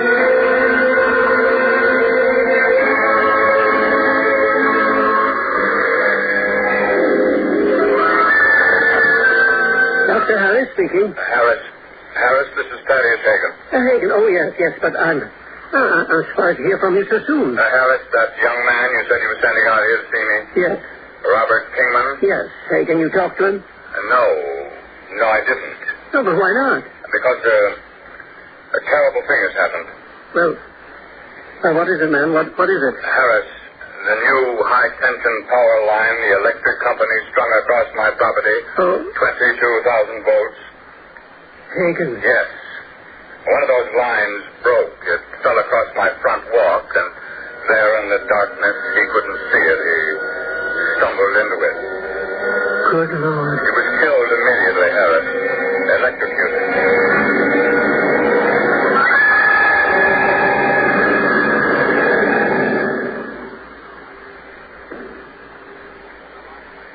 Suspense. You've been listening to Dream, starring Philip Sterling and written especially for Suspense by Jack Bundy.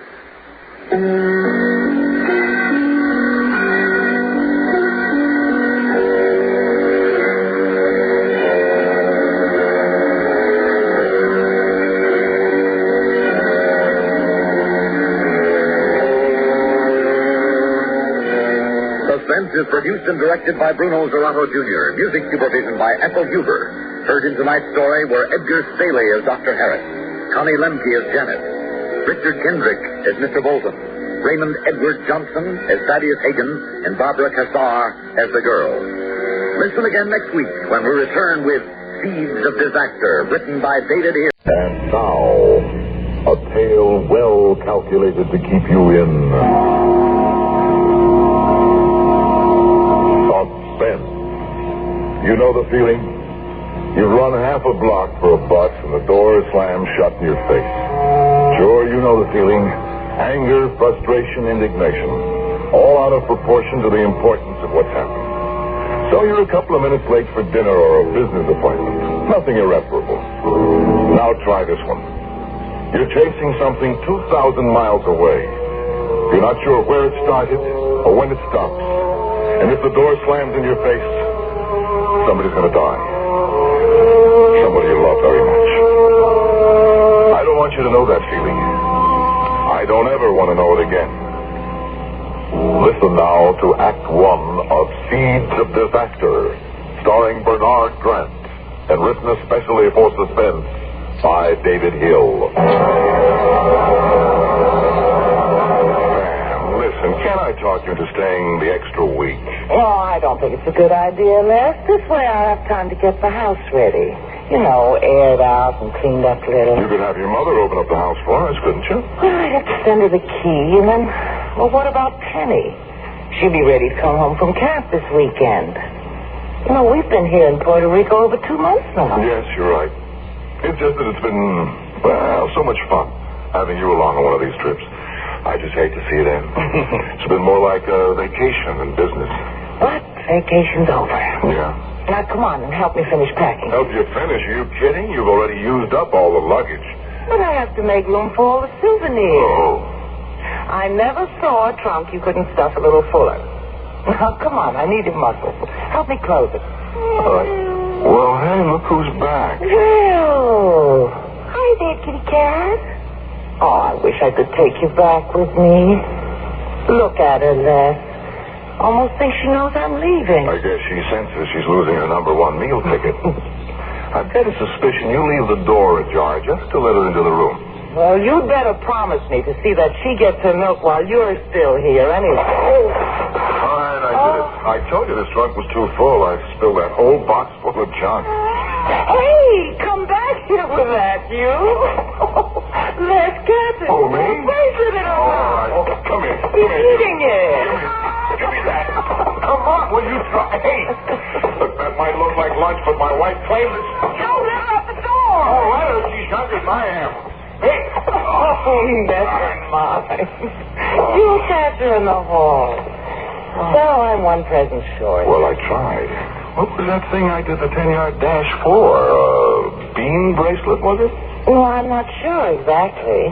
The local artisans make them out of seeds or beans or nuts or something. Whatever they are, they make up into very pretty jewelry. You bought enough of it. There's still a box full here. But you know how it is. Everybody's going to want some. There's a set for Penny and the kids next door. And oh, darn it, though. Now our set's broken up. We can pick one up on the way to the plane. No, I've been trying all week to get another set or two. I guess the bean season's over or something. So what? It's not a matter of life or death. Funny how the words you toss off in complete innocence can bounce back and churn up in the pit of your stomach. 24 hours after my wife left for home, that life or death line crashed back into my head and tied my insides into a fluttering knot. Oh, I'm sorry, senorita. I didn't know you were cleaning the room. I'll come back in a few minutes when you're finished. No, senor. It is done. I was about to leave. Did the senora have a safe trip? Matter of fact, I just picked up a wire from her at the desk. She said the flight was great. Bueno, I'm glad. Thank you. By the way, I'll be away for most of the day, and, look, if I leave you some money, will you see that the little cat the senora became so fond of gets her milk? My wife will have a fit if I tell her I forgot. Oh, I am so sorry, senor. I recall now the senora did display a fondness for the little animal. Oh, I'm glad it happened after she left. You're glad what happened? The little cat. She's muerte. Dead. What? I found her in the hallway only this morning. But how did that happen? Oh, one cannot tell for sure, senor. There were no marks. Perhaps she found something to eat that was spoiled. All right. What do you think in a case like that? What do you do? I'll tell you. You think the worst. You remember a little gray cat with a bracelet of pretty seeds in her mouth. Then you think of your kid a couple of thousand miles away, all flushed and excited over a present of those same pretty beads. And in the same thought, you remember how she puts things in her mouth, too. Pencil erasers, dolls, little rings, and bracelets. You rationalize a little then. You tell yourself you're jumping to conclusions. 1,000 other things might have killed that cat. But you remember about telephones, too. You don't have to take chances. You call. It takes maybe a couple of minutes for your call to go through, but It seems like an hour, even though your watch says no. Time's up, call's placed. You wait for somebody to pick up a phone 2,000 miles away.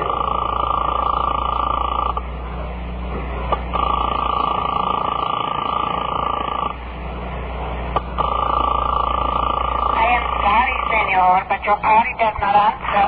Would you wish me to try again, senor? No. Keep it ringing. If you wish, senor.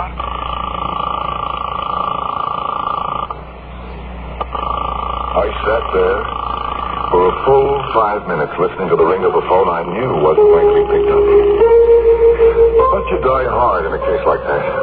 You keep hoping against hope that you're going to hear one of those rings cut off by the click and hello that will take the bulldozer weight off your chest. But 5 minutes are enough. The ringing starts to wear on your nerves like the ancient Chinese water torture. Pam wasn't home. Chances were she'd already left to bring our daughter Penny home from camp. And chances were, too, she'd taken the native jewelry with her. I knew Penny and I knew my wife Pam. If it was new and you could wear it, you didn't waste any time before trying it on. Maybe those seeds had killed a cat, maybe they hadn't. But you don't take chances like that. I tried a few more calls.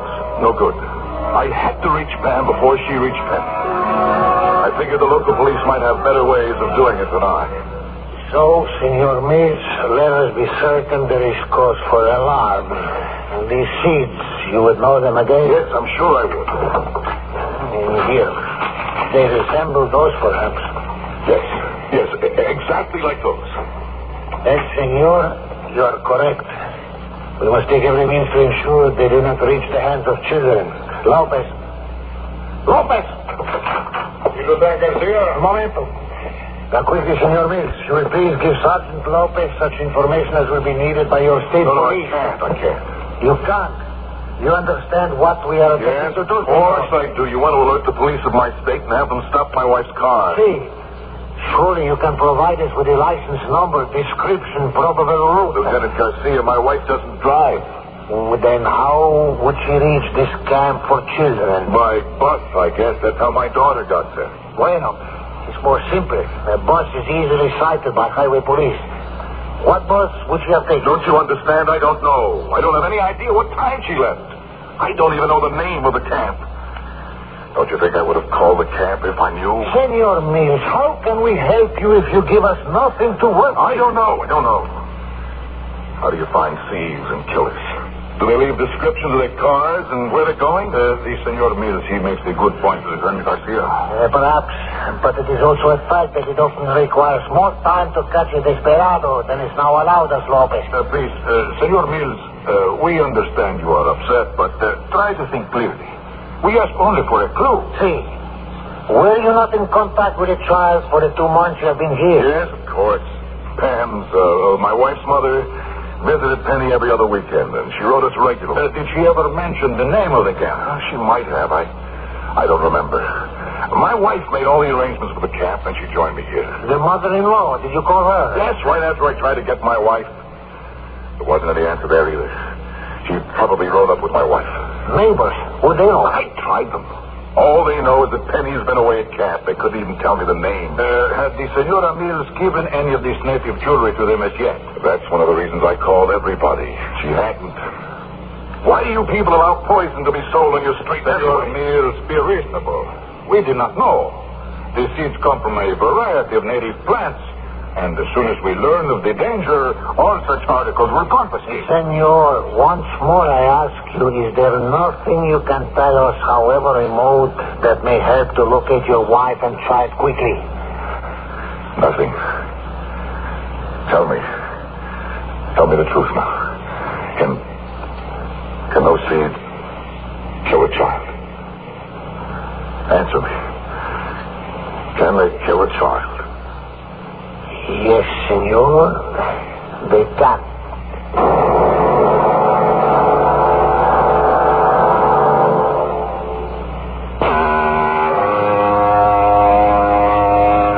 I was asking for help, but I wasn't given much. Garcia and Lopez kept asking questions. They were trying, so was I, but we weren't getting very far. The same picture kept running through my mind. It was Penny. She was sitting in a butt somewhere. There was a bracelet around her arm, a brand new bracelet, with different pretty little seeds. And there was a string of them around her neck, too. She had that pensive look she gets. The loop of the necklace was lifted up to her mouth, between her teeth, and she was biting it. Listen, we've got to do something. We can't just sit here. We've got to do something. Si, senor. Lopez, perhaps there is something here forgotten and does not know about. Si, Lieutenant. Go with Senor Mills to his hotel room. Si, Lieutenant. Search it thoroughly. Perhaps there is something. But there wasn't much in the hotel room. At least we were doing something. There were some of my clothes in the closet, shirts and socks stacked in the bureau drawers. Pam had left me one suitcase, but it was empty. Garcia and Lopez were doing everything they could from their end. The descriptions of Pam and Penny had been wired to the state police. If they were seen, they'd be alerted. But we didn't put much hope in that possibility. Telephone lines were being kept open to my home and the apartment of Pam's mother. As soon as either of them returned, they'd be warned of the danger. But would it be too late? Then, Lopez spied a small pile of pocketbooks and magazines in a night table drawer. Suspense stories. Pam was always reading suspense stories. What is this? Short stories, magazine. No. Someone has marked a place in this one. This is the letter. Let me see. Well, Lopez, it's from Pam's mother. Aloud, senor, please. Dear Pam, I just returned from seeing Penny. She's brown as a little berry and having a wonderful time. The camp is beautiful. The facility is a wonderful... Oh, she doesn't mention the name. She might. Keep reading. They are trying to cure Penny of biting her nails. But you know Penny. And things in her mouth. Here, give it to me.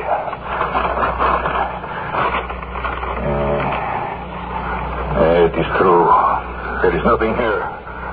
What am I going to do? What? Senor Mills, this helps nothing. Please. I'm sorry. You don't know what this is like. Senor, I have niños of my own. Believe me, I understand, but we must work now. How? Look through your wallet. Maybe there is something. I think. Oh, I've done that. Then do it again. All right. Your money, traveler's check. Identification. Credit card.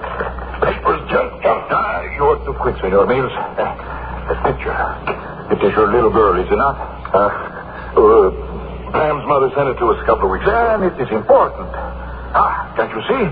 There is some kind of sign in the background with writing. Dear Lord, you're right. But it's too hazy and too small to make out anything. Nevertheless, we would have it enlarged. Quickly. We'll take it to a photographer. It had been only an hour since the realization of danger had stabbed into my mind.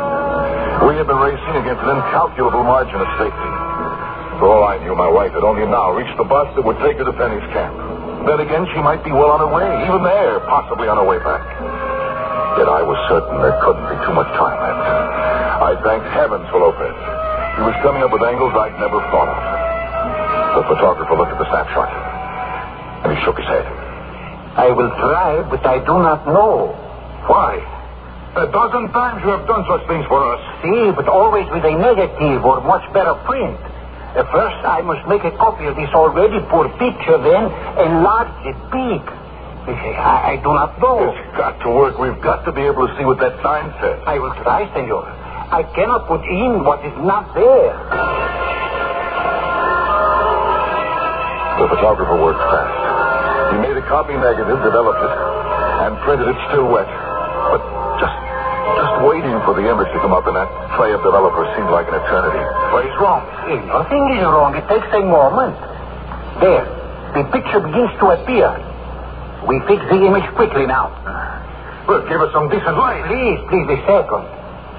The image must be at least partially fixed. Here, I give you light. Oh, Lopez. That is the best you could do. I am sorry. I can make out none of these words. I am sorry. I held no great hope. I am sorry. Lopez, I'm scared. I'm scared to death. What's left? I don't know, senor. I don't know. There must be something. Let me get to a phone. Let me call again. Don't be foolish, Senor Mears. Lieutenant Garcia had a man on the telephone every second. He would immediately notify us if someone returned. The time. Look at the time. I'm not going to want to hear the news, Lopez. It's been too long. You do not know that. Senor Mears, quickly. The senora would have paid the fee of this child's camp by means of a check, Why? Yes, of course she would. You're right. It's in the hotel room. Come on. 5 minutes. That's all it took us to get back to the hotel. But there was plenty of time to wonder. I had asked Pam to leave me our checkbook, sure, but the payment to Penny's camp had been made out more than 2 months before.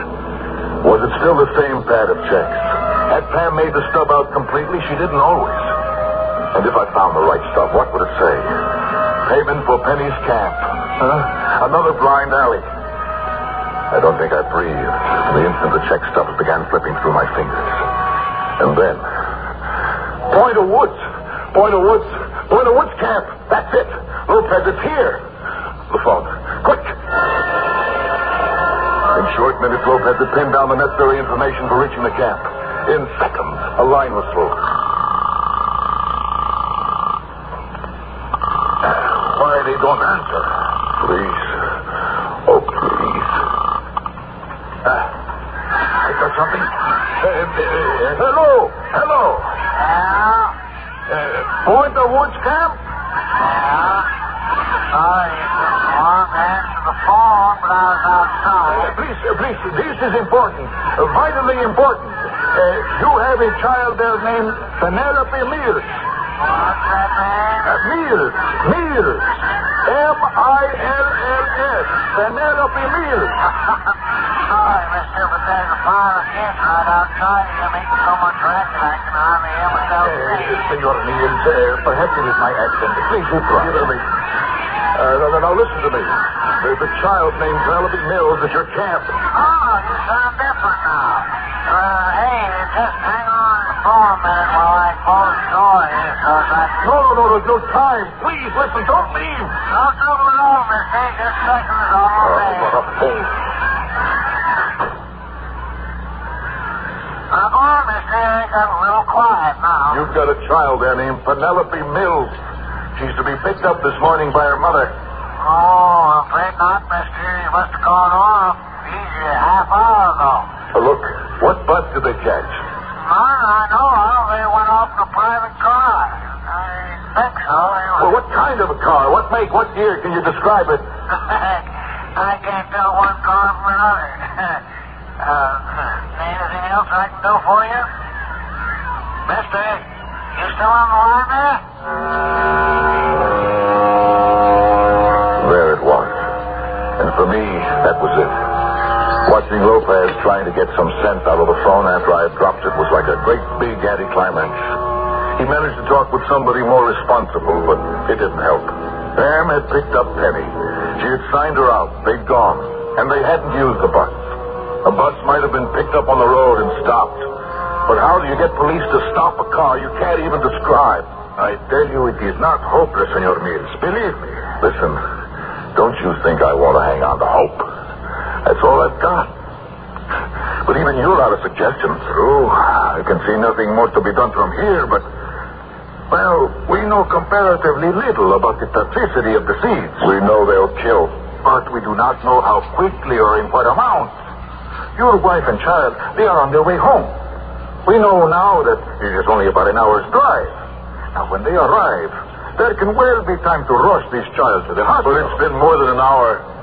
Why doesn't somebody get there and answer the phone? Many reasons. Perhaps the traffic was heavy. Lieutenant Garcia, is there any news? Lopez, how long have you two been in here in Senor Mears' hotel room? Oh, about a half hour, perhaps. What is wrong? Such fools they are. Senor Mears, 2 times your wife has attempted to reach you by telephone while you were away. Did she leave a message? She left a number. I have taken the liberty of having the call placed. Why did no one give us this information? It seems if one does not pick up messages at the desk here, no one worries whether or not they are delivered. Have you got the number she left? Si, senor. It is plain she did not call from either her home or that of her mother. The number is unfamiliar. Perhaps it means something to you, senor. No, it's not even our town. Oh, dear God, maybe it happened. Maybe it happened on the way. Senor, perhaps it would be best if I spoke. No. Give me the phone. Hello? There? Penny. Pam. How is Penny? Well, fine. I'm sure she's fine. Why shouldn't she be? She was wonderful when I last saw her a few hours ago. Pam, isn't she with you? Didn't you pick her up from camp? Yes, but I got a ride with the Gellards. You remember those friends? Can't you get to a simple fact? Where's Penny now? Les, will you give me a chance? The Gellards drove me to the camp and then back to their summer place for the weekend. All right, yes. Penny's been out on the lake all morning. Now, for Pete's sake, will you tell me what you think might be wrong with Penny? You got me ready to scream. Pam, listen to me now. Do what I say. Yes? Get Penny right away. Take her to the nearest hospital.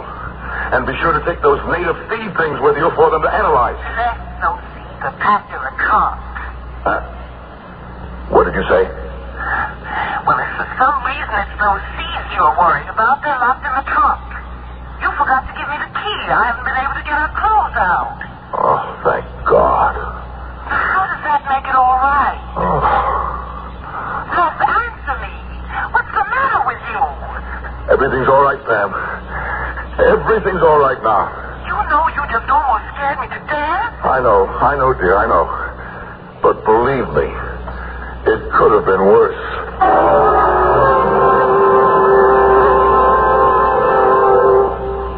Suspense. You've been listening to Seeds of Disaster starring Bernard Grant and written especially for Suspense by David Hill. Suspense is produced and directed by Bruno Zerato Jr., music supervision by Ethel Huber. Heard in tonight's story were Connie Lemke as Pam, Ralph Camargo as Lopez, Bob Dryden as Garcia, Kelly Sonnenberg as the maid, Guy Rett as the photographer, and Barbara Kazar as the operator. Listen again next week when we return with Witness to Murder, written by Francis Rickett. Another tale well calculated to keep you in